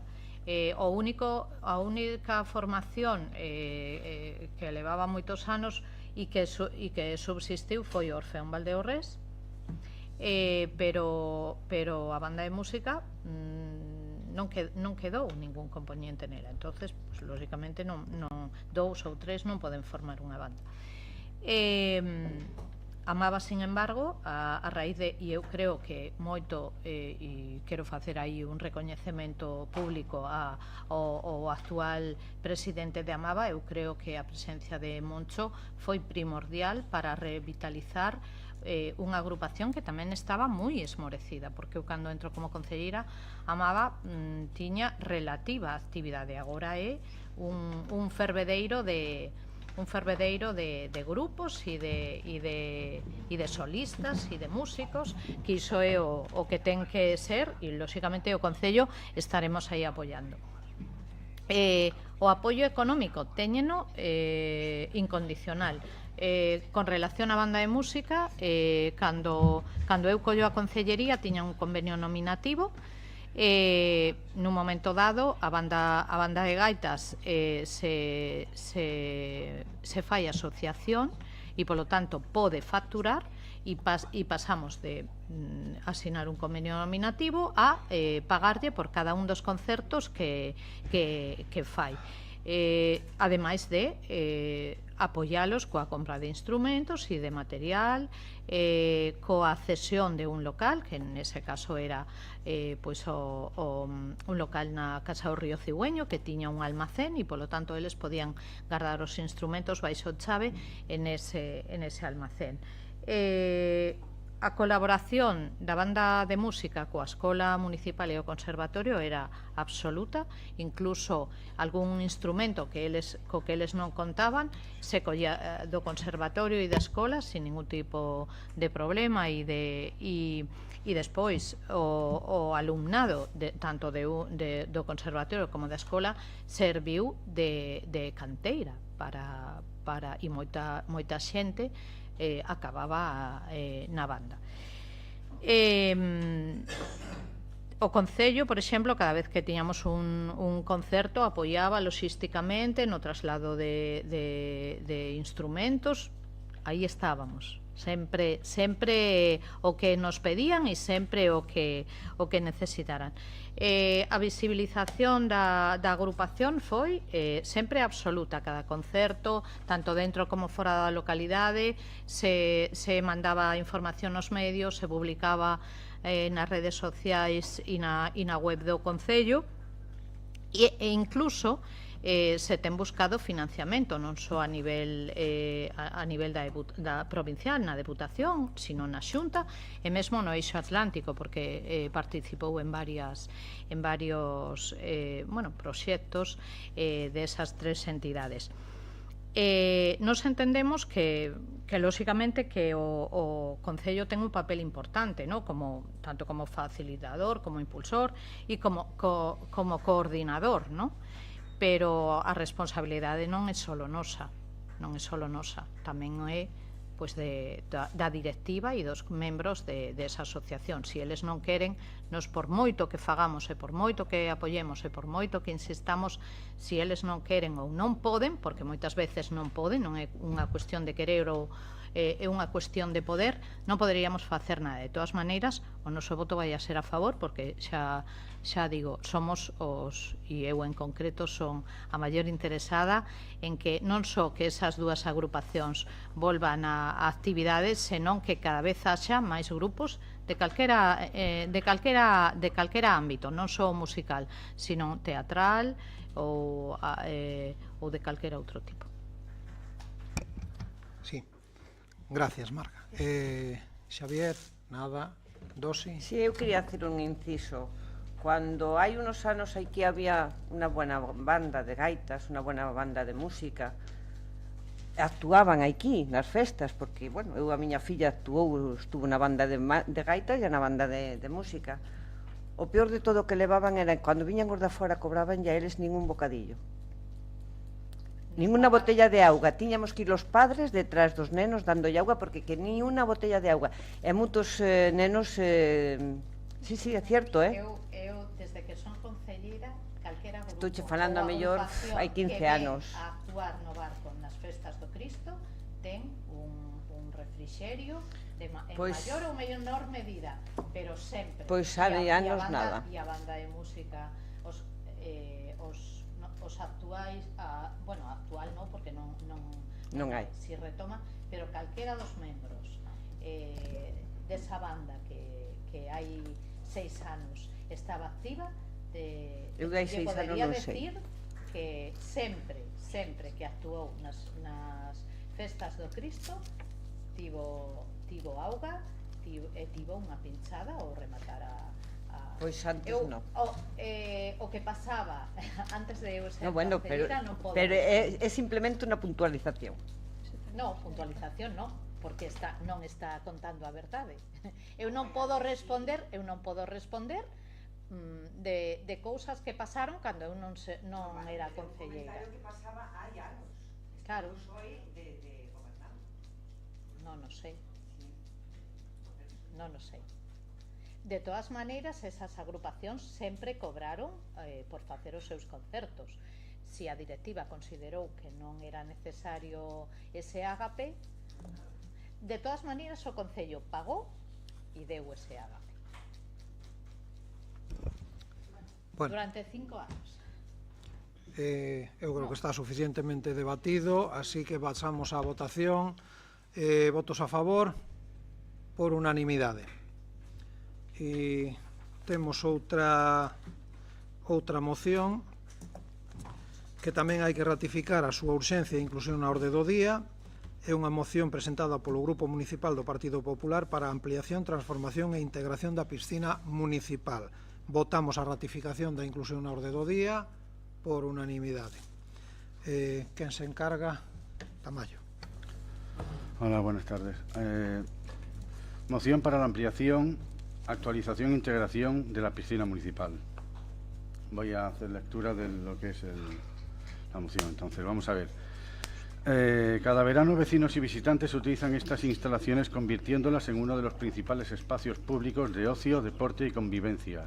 Sin embargo, después de varias décadas, la piscina municipal continúa siendo una instalación concebida para una realidad muy distinta a la actual, sin haber experimentado nunca una transformación integral acorde con el papel que desempeña Obarco como cabeza de comarca.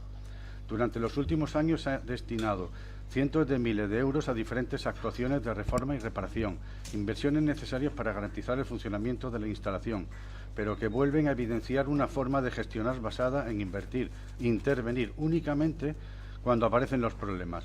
Se acometen reparaciones, se sustituyen elementos deteriorados y se realizan mejoras puntuales, pero sigue sin existir un proyecto global capaz de transformar estas instalaciones y adaptarlas a las necesidades presentes. No se trata de un problema de falta de inversión, se trata de una falta de planificación y de visión. Gobernar no consiste únicamente en reparar aquello que se deteriora. Gobernar significa anticiparse, planificar y construir el municipio que queremos. La piscina municipal ya no responde a la realidad de Obarco. Una villa que ejerce como cabeza de comarca y concentra buena parte de los servicios, la actividad comercial y la oferta de ocio de la comarca no puede conformarse con unas instalaciones concebidas para las necesidades de hace 40 años. La población ha evolucionado, las necesidades de las familias han cambiado y también lo han hecho las expectativas de los usuarios. Sin embargo, la piscina municipal apenas ha evolucionado más allá de actuaciones puntuales de mantenimiento. A ello se suma el progresivo deterioro de distintos elementos del recinto.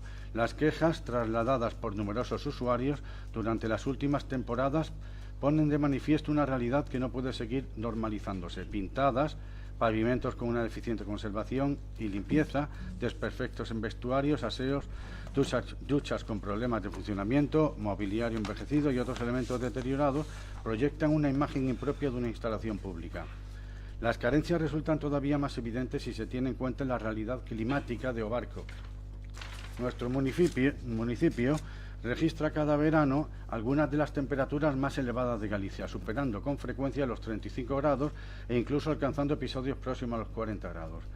En estas circunstancias, la escasez de zonas de sombra, la falta de espacios adecuados y la ausencia de elementos que garanticen una mayor comodidad y privacidad para las familias convierten una jornada de ocio en una experiencia muy mejorable. Además, en los últimos años, los episodios relacionados con la calidad del agua del río Sil y las recomendaciones o restricciones temporales para el baño han puesto de manifiesto la importancia de disponer de una piscina municipal moderna y preparada para responder a las necesidades de la población durante la temporada estival.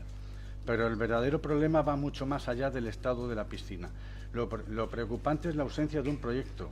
Resulta difícil comprender que un municipio privilegiado por contar con el río Sil y con el Paseo del Malecón como uno de sus mayores atractivos continúe desaprovechando la oportunidad de integrar ambos espacios y crear un gran espacio público que sirva de referencia para toda la comarca. Mientras el gobierno municipal habla de atraer turismo, de impulsar proyectos vinculados al eje atlántico o de reforzar la imagen de Obarco como destino, la realidad demuestra que uno de los espacios públicos con mayor potencial permanece prácticamente igual que hace décadas. Una piscina moderna, amplia e integrada con el entorno natural, no solo mejoraría la calidad de vida de los vecinos, sino que reforzaría el atractivo de Obarco para quienes nos visitan y contribuiría a consolidar la villa como referente comarcal también en materia de ocio y turismo. La piscina municipal no constituye un caso aislado. Es un ejemplo más de una forma de gobernar basada en actuaciones aisladas y remiendos continuos, sin una estrategia que permita modernizar progresivamente las infraestructuras municipales. Esa misma falta de planificación puede apreciarse en otros espacios con un enorme potencial para Obarco como el Castro, declarado bien de interés cultural hace más de 30 años. El paso del tiempo y la ausencia... Muchas gracias. El paso del tiempo y la ausencia de actuaciones decididas para su conservación y puesta en valor han provocado un progresivo deterioro de uno de los elementos patrimoniales más importantes del municipio, desaprovechando una oportunidad para reforzar la oferta cultural y turística de Obarco. La Ley 7 del 85 del 2 de abril, reguladora de las bases de régimen local, atribuye a los municipios competencias propias en materia de instalaciones deportivas y de ocupación del tiempo libre, correspondiéndoles garantizar su adecuada conservación y mejora. Asimismo, la Ley 3 de 2012 del 2 de abril del Deporte de Galicia establece que las administraciones públicas deben promover la práctica deportiva mediante instalaciones suficientes, accesibles y de calidad. Obarco no necesita seguir destinando recursos únicamente a reparar una piscina diseñada para las necesidades de otra época. Necesita un proyecto de transformación que permita disponer de unas instalaciones modernas, amplias, accesibles e integradas con el entorno del río Sil y del Paseo del Malecón. Una piscina que sea capaz de convertirse en un referente para toda Valdeorras. Por todo ello, el Grupo Municipal del Partido Popular presenta para su aprobación los siguientes acuerdos. Primero, redactar un proyecto integral de ampliación, transformación e integración de la piscina municipal que contemple el incremento de la superficie del recinto, la modernización de sus instalaciones, la mejora de la accesibilidad, el aumento de las zonas de estancia y sombra, la incorporación de elementos que garanticen una mayor privacidad para los usuarios y su integración funcional y paisajística con el entorno del río Sil y el Paseo del Malecón. Segundo, ejecutar con carácter urgente un plan extraordinario de mantenimiento y acondicionamiento de la piscina municipal que incluya la eliminación de pintadas, la limpieza integral del recinto, la reparación o sustitución de los elementos deteriorados, la revisión y puesta a punto de vestuarios, aseos y duchas, así como todas aquellas actuaciones necesarias para garantizar unas adecuadas condiciones de salubridad, seguridad, conservación e imagen de las instalaciones. Tercero, adoptar con urgencia las medidas necesarias para incrementar las zonas de sombra mediante arbolado, elementos de protección solar u otras soluciones técnicas adecuadas, así como para incorporar cerramientos vegetales u otros elementos que mejoren la privacidad de los usuarios. Bueno, yo quería también añadir otra cosa más. Vamos a ver, normalmente cualquier edificio, cualquier de tipo comercial o cualquier instalación, normalmente tiene una vida útil en este uso concretamente de unos 40 o 50 años. A los 40, 50 años queda envejecido, sobre todo porque muchas veces los parámetros con los que se ha diseñado da respuesta a unas necesidades de una década. 4 décadas más tarde los intereses y las intenciones han cambiado totalmente. Entonces, es eso, no es hacer una macropiscina, ningún conjunto, un complejo Eurovegas o algo así similar, ¿no? Evidentemente, simplemente era una mejora de las instalaciones existentes. Moitas gracias. Polo BNG, Noa.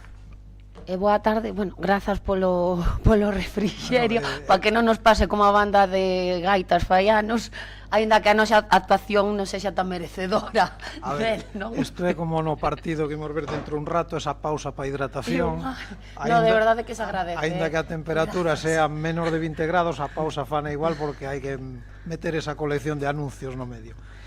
Bueno, dende o BNG consideramos que as actuais instalacións e espazo da piscina municipal descuberto, aire libre, pois é unha clara radiografía do modelo de goberno implementado polo Partido Socialista neste concello, é dicir, políticas superficiais que tan só ofrecen un lavado de cara, parches e quedar ben na foto dos medios, mas que non ofrecen verdadeiros cambios estruturais que perduren no tempo e atendan as necesidades reais da veciñanza. É evidente que diversos elementos que conforman este recinto pois ficaron obsoletos, non? Sinálanse a este respecto varios puntos no texto expositivo da moción e non imos entrar a reiteralos, mas sí que nos gustaría poñer o foco en algo que non se menciona, ni siquiera de puntillas, e para nós é o primordial, que é o modelo de xestión. Pois de nada serve que teñamos unhas instalacións punteiras e para poñelas en funcionamento dependemos, entre outros, pois dos horarios, do número de traballadoras e traballadores que marca unha licitación privada determinada, que, como é lóxico, xestiona os servizos para obter un beneficio. Igual, pois por unha vez deberamos ter altura de miras e encargar un estudo serio onde se analice, entre outras, a viabilidade da xestión directa por parte do Concello, pois, por exemplo, a través dunha sociedade mercantil de capital público, que permita priorizar as necesidades e benestar dos usuarios sobre os intereses económicos. A remunicipalización do servizo garantiría un cuidado constante, sen depender de contratos extraordinarios ou puntuais. As instalacións deportivas dun concello, a igual que reclamamos coa sanidade, non poden ser un negocio. No relativo no punto da moción no que se fala de integración deste recinto como Alecón e o Río Sil, o BNG sempre partidario, así o temos demostrado en diferentes lugares onde gobernamos, de que as vilas vivamos cara ao río, non? E aproveitar as ribeiras para criar zonas de esparcimento integradas orgánicamente coa paisaxe. Mas para poder acometer no barco a recuperación e a ampliación de espacios fluviais, como xa temos proposto neste salón de plenos, o primeiro é contar cun río cuxas augas estean saneadas. E isto, por máis que nos pese, agora mesmo na nosa localidade non está a acontecer. O meu compañeiro Manolo denunciou xa vai 2 meses neste plenario, amosando probas e a existencia de verquidos no Sil. E a resposta, como sempre, por parte do equipo de goberno foi negar a maior. Mas, desgrazadamente, o tempo deu-nos a razón. Mas, a día de hoxe, seguimos de información suficiente e de solucións en riba da mesa. Por outra banda, outro dos problemas do estado do Sil ven dado pola situación na que se atopa o monte, responsabilidade directa ou máis ben irresponsabilidade directa da Xunta de Galiza, como xa explicamos na nosa moción da auga. É evidente que no relativo ao estado das augas nin PSOE nin PP teñen feitos deberes. É unha clara deixadez de funcións ante a Directiva Marco da Auga que obriga a Administración a garantir que todas as augas superficiais e subterráneas alcancen un bo estado ecolóxico e químico. Xa sei que me van decir vostedes que é competencia da Confederación, mas tanto PSOE como PP, ambos os dous, deberan demandar e presionar a nivel concello como dende a Xunta, a hidrográfica, o trato que as augas do Sil e a veciñanza do barco nos merecemos, pois criando, por exemplo, un plan de recuperación de ríos e ribeiras. E xa para ir rematando, retirar tamén o que xa apuntou o portavoz, o voceiro do BNG, que non é ni máis ni menos que a falta de congruencia do PP. Na nosa emenda vostedes decían que este tema merecía coñecer a fonde, planificar, actuación, en base a criterios técnicos, etc. etc. É unha mágoa que non teñan con vostedes a mesma vara de medir. A súa emenda se que merecería un tratamento máis serio e estruturado. Non se analiza, xa dixen, nin de puntillas, a forma de financiamento ou xestión. Tiña razón Manolo cando lles dixo que para acometer as súas obras megalíticas, da igual que digan que non o é, sí que o é, non se reparen orzamentos, pero cando se trata de investir en que os veciños das aldeas beban e cociñen con auga limpa, aí sí que os cartos comezan a ser un problema. Dito isto, e clarificadas algunhas cuestións, como nós sí somos congruentes, pois votaremos a favor, porque somos conscientes de determinadas deficiencias que se dan a día de hoxe, mas eso, sendo conscientes de todas as carencias que ten a moción, pois, bueno, entendemos que un bo punto de partida ou debate para acometer esta cuestión. Pola miña banda, de momento, deixo aquí. Moitas gracias. Bueno, pois tócame a min tamén contestar. A verdade é que tanto a concelleira, o concelleiro do PP como a concelleira do BNG esgrimiron aquí un popurri de argumentos, un refrito de moitas cousas nas que mesturamos de todo, desde os montes, as augas, o castro, aquí cabe todo, non? Entón, ao final, cada un de vostedes veu a falar do seu libro, e eu tamén vou falar do meu libro, lógicamente.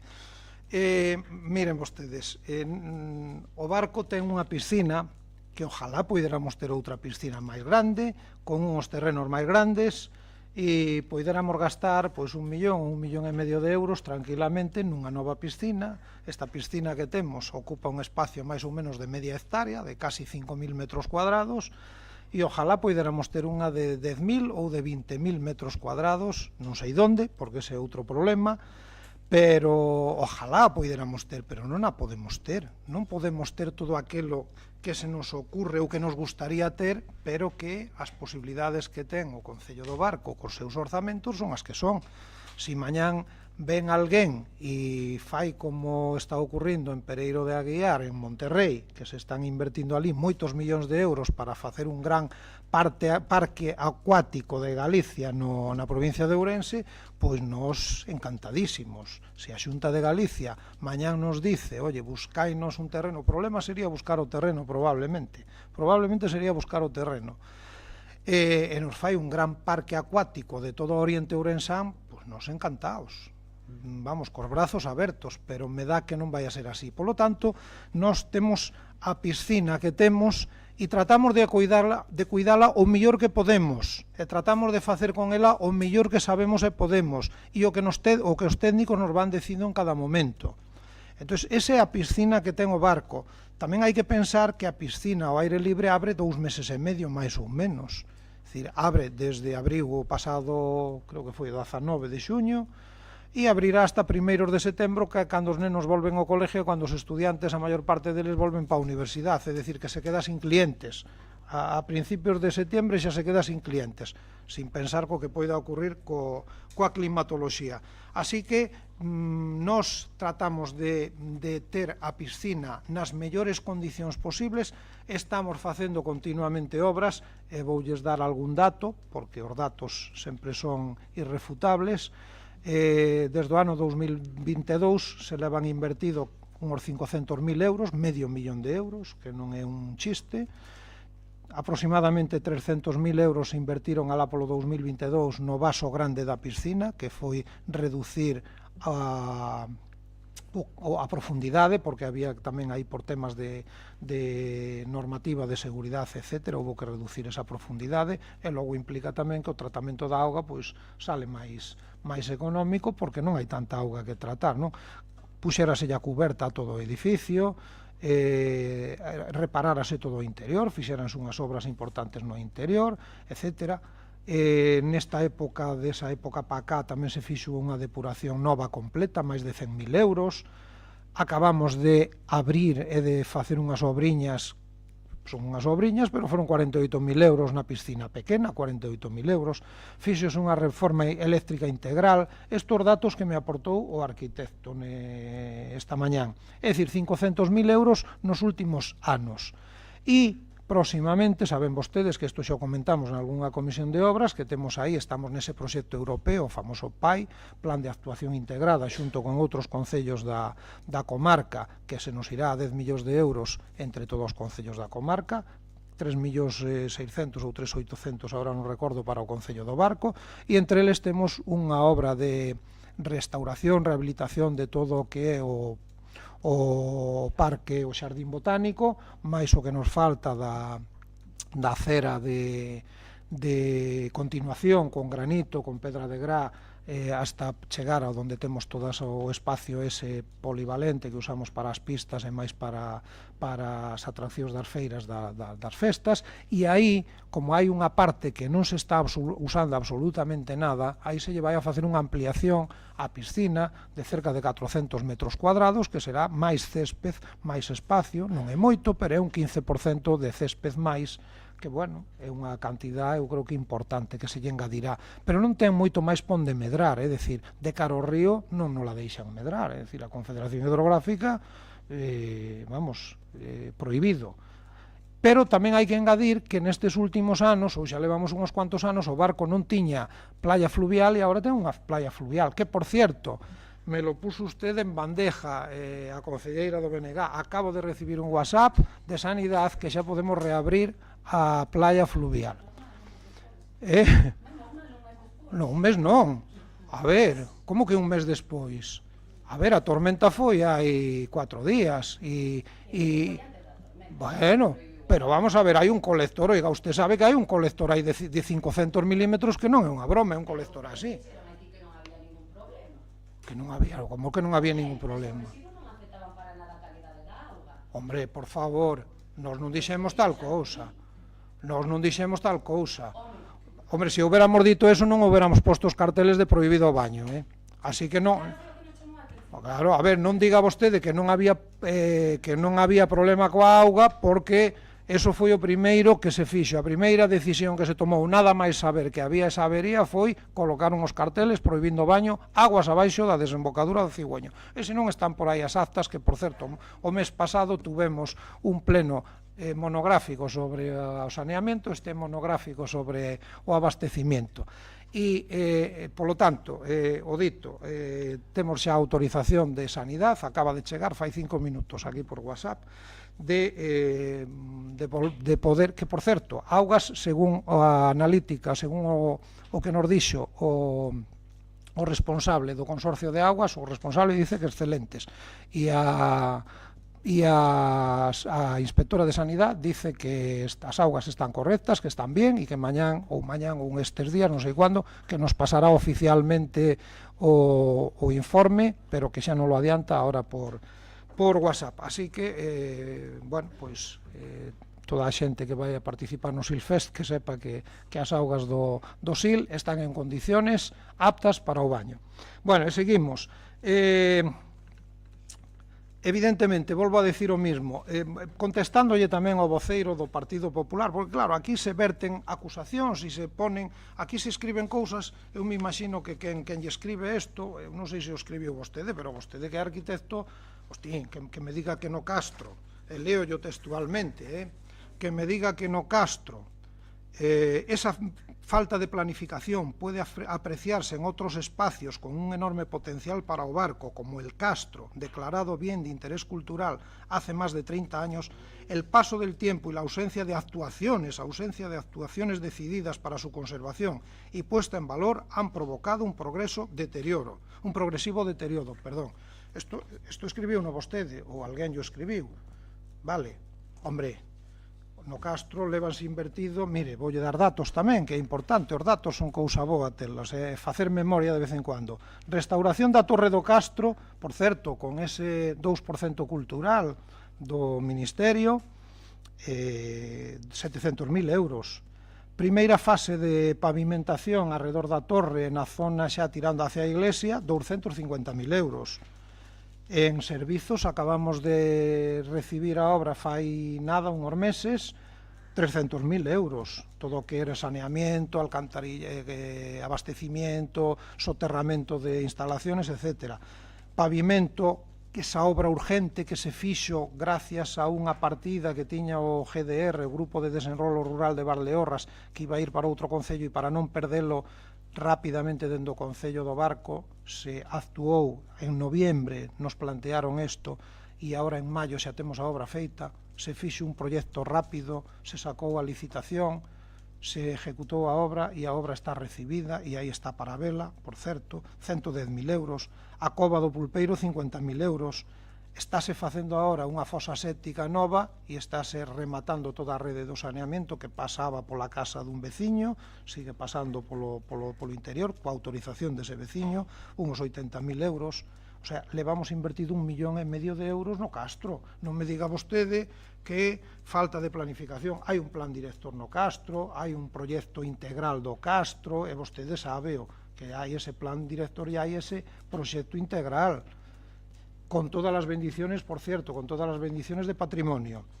E pendemos pendiente, que próximamente se acometerá, o famoso PAI, volvo a falar dese proxecto, dese plan integral, plan de actuación integral, 900.000 euros, que, por certo, xa se lle mandou á Diputación, toda a documentación que nos pediu a Diputación xa vai a licitar cando poida, me imagino, cuanto antes, esa obra de 900.000 euros que será o remate final de toda a pavimentación, iluminación, mobiliario, etc. Temos un proxecto que tamén hai que felicitar ao arquitecto, que en pouco tempo nos lo redactou, un proxecto de un muro de contención. Saben vostedes que na Plaza do Castro houve aí un problema grave, que se está descalzando a propia plaza e se está quedando no aire pois o pavimento dali da plaza en algunha zona. Houbo que comprarlle a unhos veciños, que tamén é de agradecer a súa predisposición a vender 2 metros lineales das súas fincas, de fachada das súas fincas, para que dispoñamos deses 2 metros, que é o que nos pediu o arquitecto para poder encaixar ali ese muro de contención, e vanselle facer tamén ali unha serie de bancales para axudar a consolidar todo eso, e estamos falando de outro 1 millón de euros que en non moito tempo serán ejecutados, é dicir, no Castro, en pouco tempo, 2,5 millóns de euros. Hombre, que me diga vostede que non se fixo nada no Castro e que non se está invertindo nada no Castro. Pero, bueno, volvendo á piscina, oiga, evidentemente, volvo a decir o mesmo que dixen ao principio, a ilusión deste alcalde, me imagino que de todos os concelleiros do grupo de goberno, e lógicamente tamén da oposición, sería ter unha piscina, pois como teñen en moitas grandes ciudades ou moitas vilas, que teñen un espacio estupendo, pero non sei a que temos. E para conseguir outra necesitamos unha financiación, repito, de máis de 1 millón de euros tranquilamente, máis de 1 millón de euros, e necesitamos o espacio, e necesitamos que nos la financie, lógicamente. Así que eu, pola nosa parte, dende logo, o noso voto vai a ser en contra da moción. Non vou afondar máis nos aspectos técnicos, só un breve apunte. Pero, perdón, ahora tocaría aquí a José Luis. José Luis. Bien, vamos a ver. Voy a hacer un par de comentarios, lógicamente, a lo que me han dicho sobre el primer lugar. Vamos a ver, esta es una moción sobre una modernización, actualización de lo que es la instalación de la piscina, ¿vale? Yo sé que la localización es ajustada, eso está claro, no tiene una superficie amplia, desde luego, para poder expandirse, pero bueno, se podría plantear de otro modo. Entonces, bueno, sobre el tema de sobre la piscina lógicamente tiene agua, pero no se trata en este caso de la gestión del agua o del motivo de esta moción. Por eso, sobre ello, yo creo que sería cuestión de plantearlo en otra moción, en realidad. Sobre el tema que me ha comentado sobre el BIC, el bien de interés cultural, que es el Castro, no me refiero a que se esté llevando mal, sino que no está teniendo la influencia y la repercusión esa obra, y que no está siendo un foco de atracción, desde luego, al nivel que igual se preveía que podía ser. Me refiero a nivel de que recibamos turismo de distintas localizaciones, y distintas localizaciones ya de las zonas de la provincia o de Galicia, ¿no? Me refiero a eso, no es otra cosa. Porque yo sé que el esfuerzo sí está ahí, y yo creo que la planificación del todo o sea, que está bien en general, pero que lo que se pretende para la hora de planificar una piscina, como sería para que fuera un punto de interés. ¿Cuánta gente Valdeorres al final acaba yéndose a una piscina y dices tú, bueno, prefiero hacerme 30 kilómetros, pero tengo una piscina pues que tiene otros tipos, los niños se lo van a pasar mejor y poco más o menos es muy habitual, ¿no? Al final eso es lo que pasa. Simplemente, ya no quiero alargarme más, pero simplemente decir que ha habido una evolución de los intereses, de las intenciones en el diseño de las piscinas, y desde las primeras décadas que se hicieron las piscinas pues eran la típica piscina olímpica, que esa está por ejemplo totalmente desfasada, evidentemente, eran espacios funcionales con pocos elementos recreativos. Después en los 60-70 ya se fueron introduciendo, fijaos lo que estamos hablando, zona de césped, sombrillas, tumbonas, ¿vale? Música ambiente, cafetería también, es casi el modelo que nosotros tenemos de piscina. En los 80-90 se fueron incorporando toboganes, piscinas de olas, lógicamente eso ya sería otra dimensión. Eso no, yo no discuto. Zonas temáticas que pueden ser cualquier cosa de pequeño formato, me refiero. Con zona con juegos acuáticos, también lógicamente en otros aspectos técnicos sería el pavimento antideslizante, que todo eso, vigilación profesional, eso sí se ha incorporado, eso es natural, eso está claro. Y después más adelante también hay otras tendencias que son zonas de hidromasajes, inclusión de toboganes dentro de lo que es la zona de piscina, no digo parques acuáticos. Me refiero, es eso, sería plantear una cosa así. Yo sé que la dimensión es pequeña, no hay, y que tampoco hace falta gastarse una millonada, evidentemente. Es adecuar la piscina a una modernización que interese para atraer y que sea una piscina de intención para las familias. Gracias. Noa. Decía o señor alcalde que nos viñamos hoxe aquí a falar do noso libro, pero eu teño a sensación que hoxe aquí o equipo de goberno ven emular os telediarios da TVG, onde se está máis dunha hora contando as louvanzas, obras e actuacións do equipo de goberno sin o máis mínimo atisbo de autocrítica. Para mostrar un botón. Decía vostede, non, que era unha ilusión, claro que o facía metafóricamente,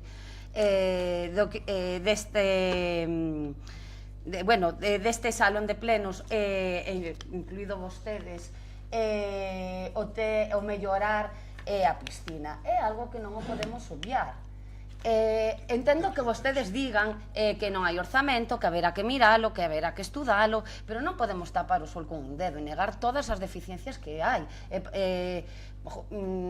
Claro, non ter en conta determinadas demandas. Eu creo que hoxe a súa resposta tería que ser, bueno, ímolo mirar, podemos ter unha comisión específica ou podemos contratar un estudo para canalizar esta demanda. Non o non rotundo. Xa digo, eu hoxe aquí tiven a sensación de escoitar o nodo, de verdade. E que só lle faltou bañarse como Fraga en Palomares a semana pasada no cine. Mi madre. Xa. Bueno, moitas gracias. Bueno, eu creo que vostede terxiversou un pouco o que eu dixen.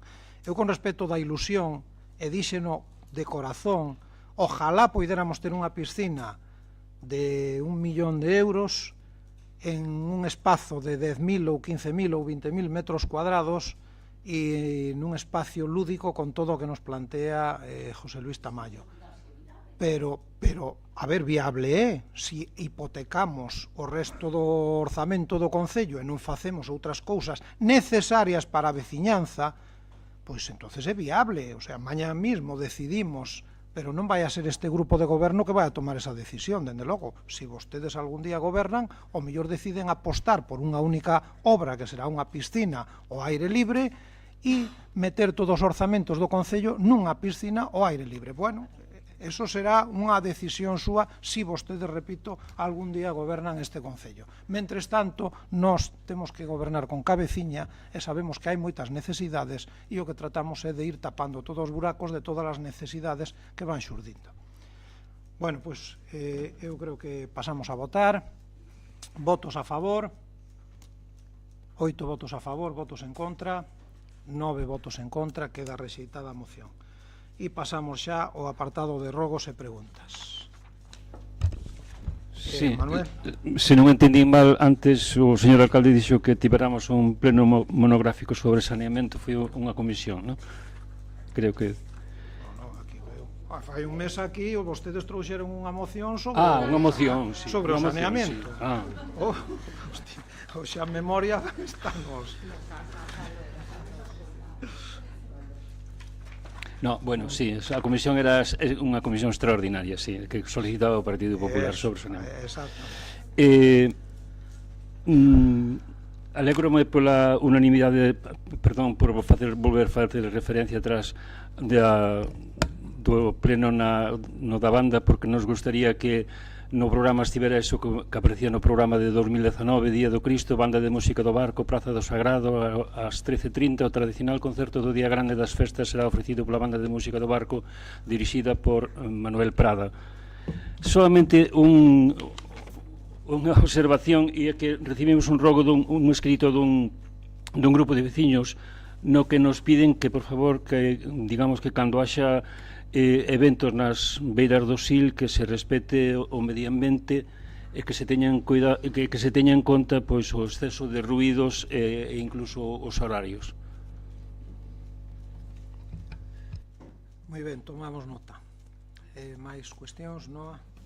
Bueno, seguro que algún compañero máis tiña previsto preguntar por isto, pero voume adiantar.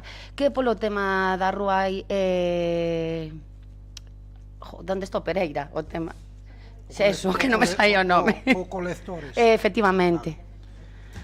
Vamos a ver, eu volvo a facer un histórico dese colector.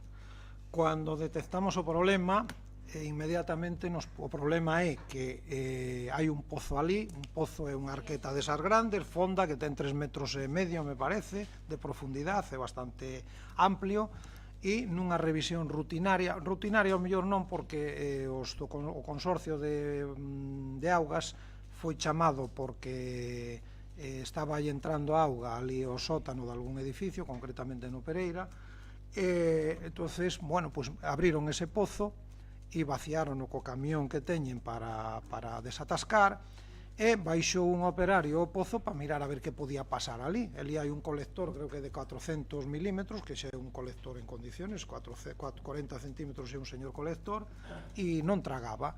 Pero a sorpresa foi mayúscula cando descubriu que as paredes do pozo ese, nunha parte da parede do pozo ese había un buraco moi grande, e metendo por ali a cámara do móvil observou que a calle estaba, había un oco moi grande arredor do pozo e debaixo da general, co cual inmediatamente nos deron aviso, nos mandaron as imágenes.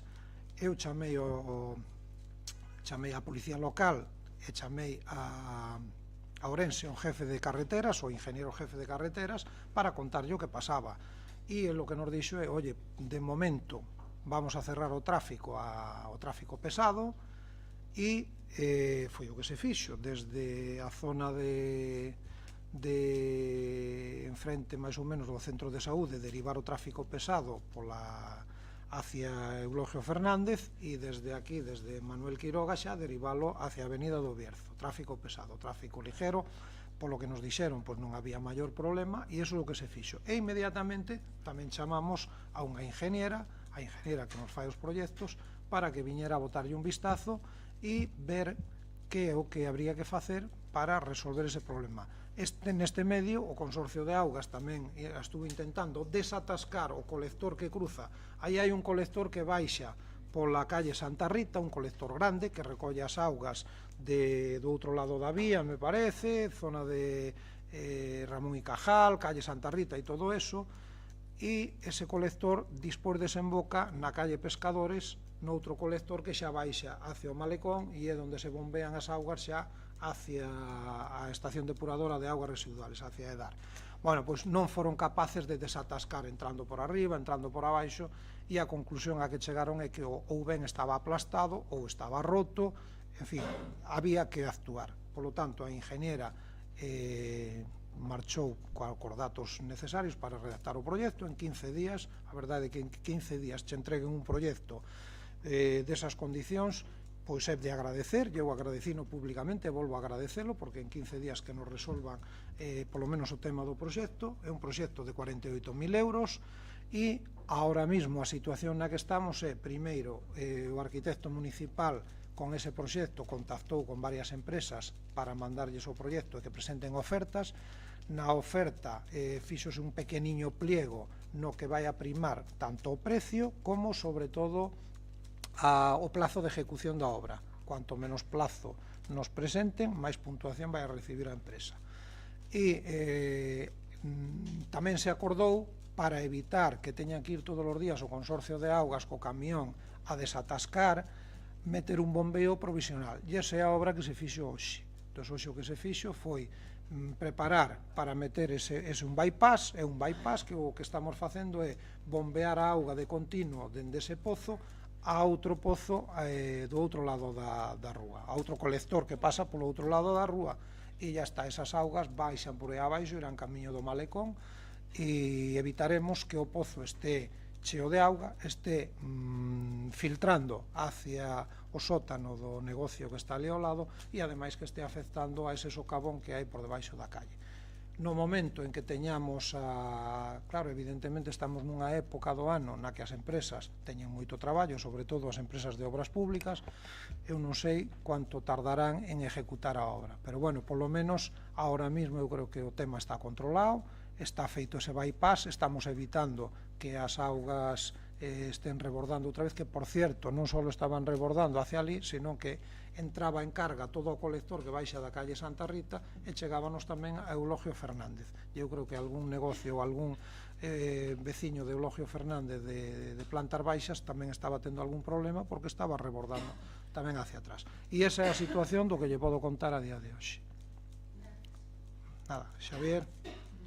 Fun outro día ao Punto Limpio sobre a unha, bueno, xa facía un calorón da leche, e me contaba a empregada que ali ás 5 e media da tarde non hai quen pare. Eu non sei se podíamos pedir á empresa que igual ter un horario de verán, eu que sei, 8 a 3, 9 a 3, unha cousa así. Bueno, aí estuvemos, o outro día tuvemos unha reunión as dúas concelleiras de servicios e de limpieza viaria co responsable da empresa que gestiona o Punto Limpio, para falar do tema, porque, a ver, a persona que está ao cargo do Punto Limpio ten unha oficina na que hai aire acondicionado.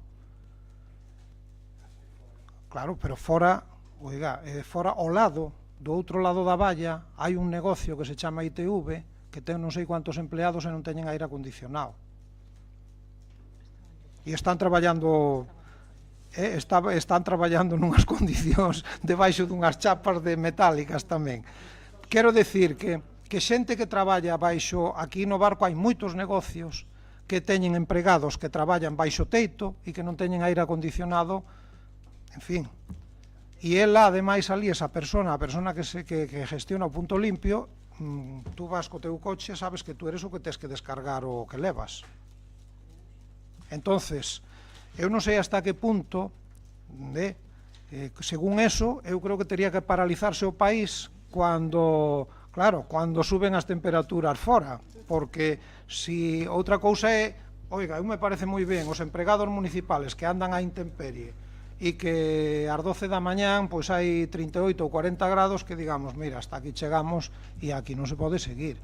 Pero, oiga, alguén que ademais ten, polo que nos dixo o jefe, varios equipos de aire acondicionado, porque non chegaba, e algún ventilador máis. Eu só non vou dicir que eu estou a favor do horario continuo, de feito no Concello é de 8 a 3, todo o mundo lle gusta ese horario, naide lle gusta o horario partido, sempre que se poida hai que intentar meter horario. Pero usted pense que, si a mí me parece bien todo eso, pero hai xente que só pode ir a pola tarde polos seus horarios de traballo a levar ao Punto Limpio cousas, e só pode ir o sábado a mañán.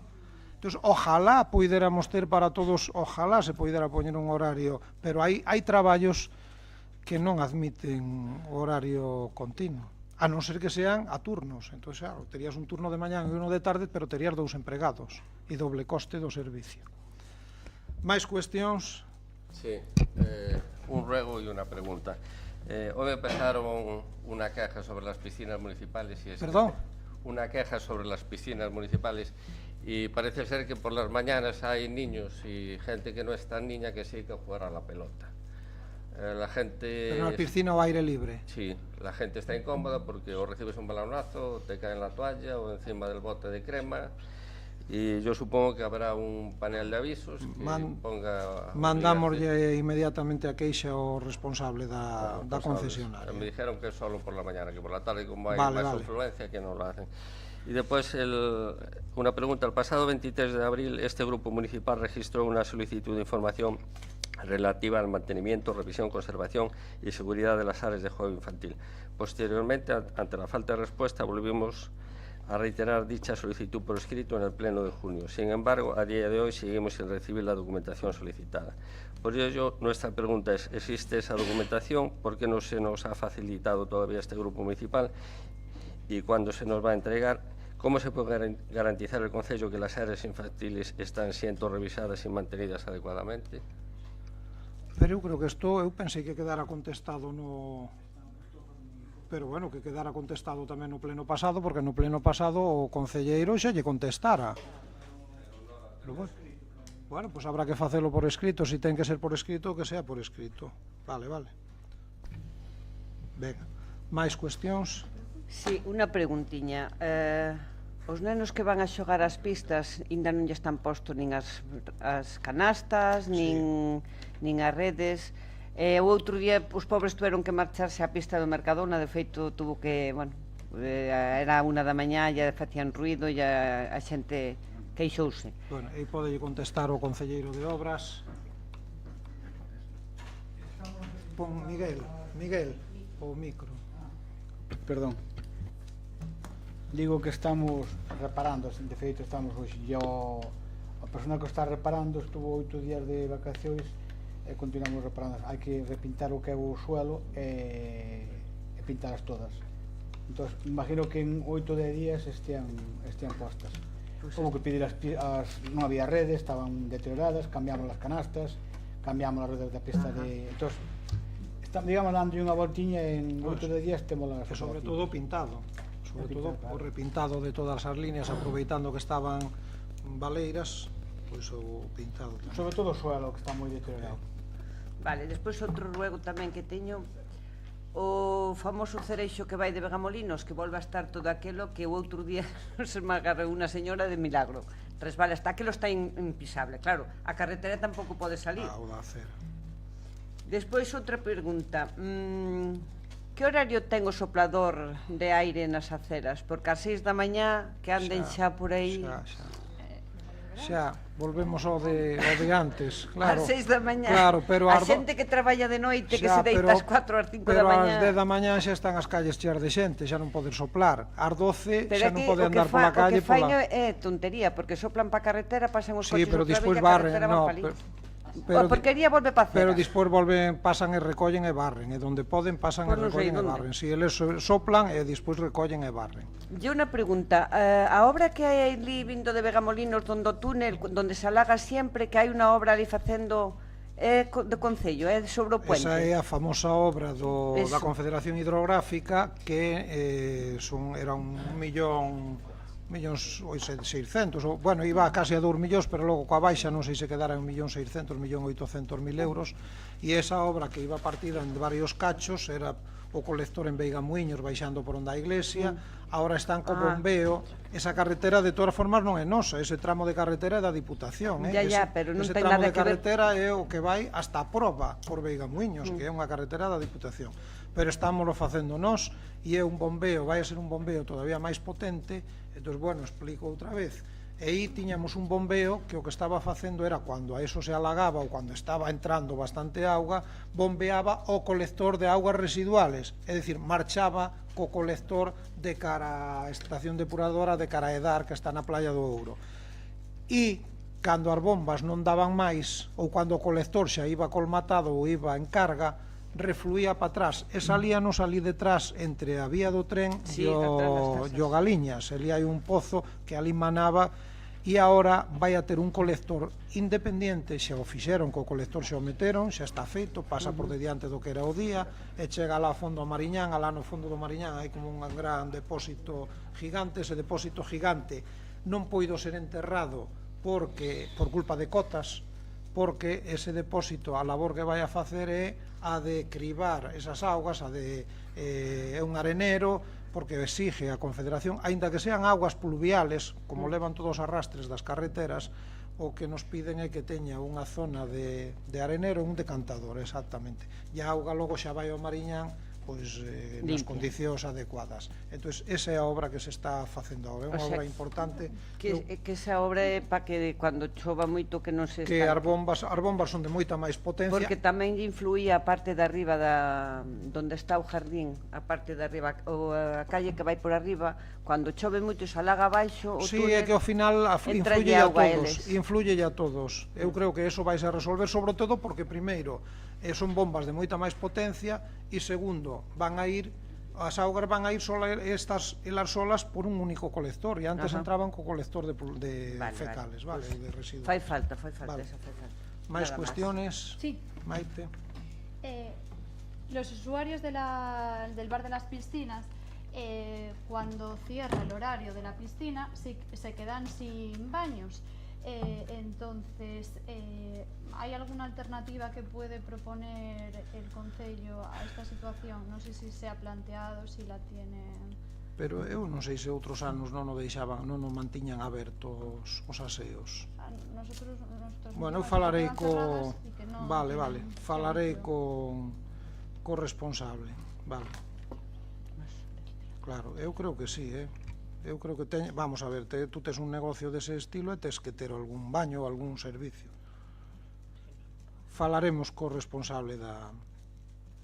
Máis cuestións? Loli? Bueno, pois... perdón, que Suso quería decir algo. Quería dicir algo porque confúndeno moito. A ver, hai xente que está preocupada porque as catacións de auga son nosas, do Concello, aproveitas o pueblo, pero do Concello. Eu vou dicir por qué. Porque no 2007 eu era pedaño do pueblo de Vilanova e quixen legalizar a miña como viciño e despois como asociación que se pode. Pero sabes qual é o problema? Que hai que fazer un proxecto que vale entre 20 e 25.000 euros, vale? E máis, hai que dar os censaos que están nese momento no pueblo para que che den os litros correspondientes por cada persona que está censada ali naquele momento.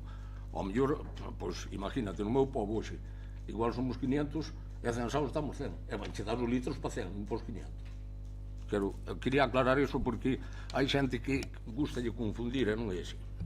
Bueno, gracias, Suso. Bueno, pois, oye, en agosto non temos pleno, así que boas vacacións. A ver, non sei se ao millor, me decía a interventora, se ao millor temos que ter ou non un pleno extraordinario.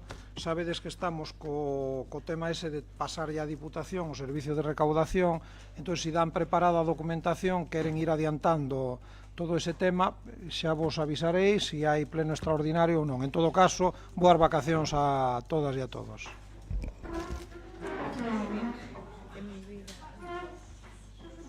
Bueno, levamos aquí unha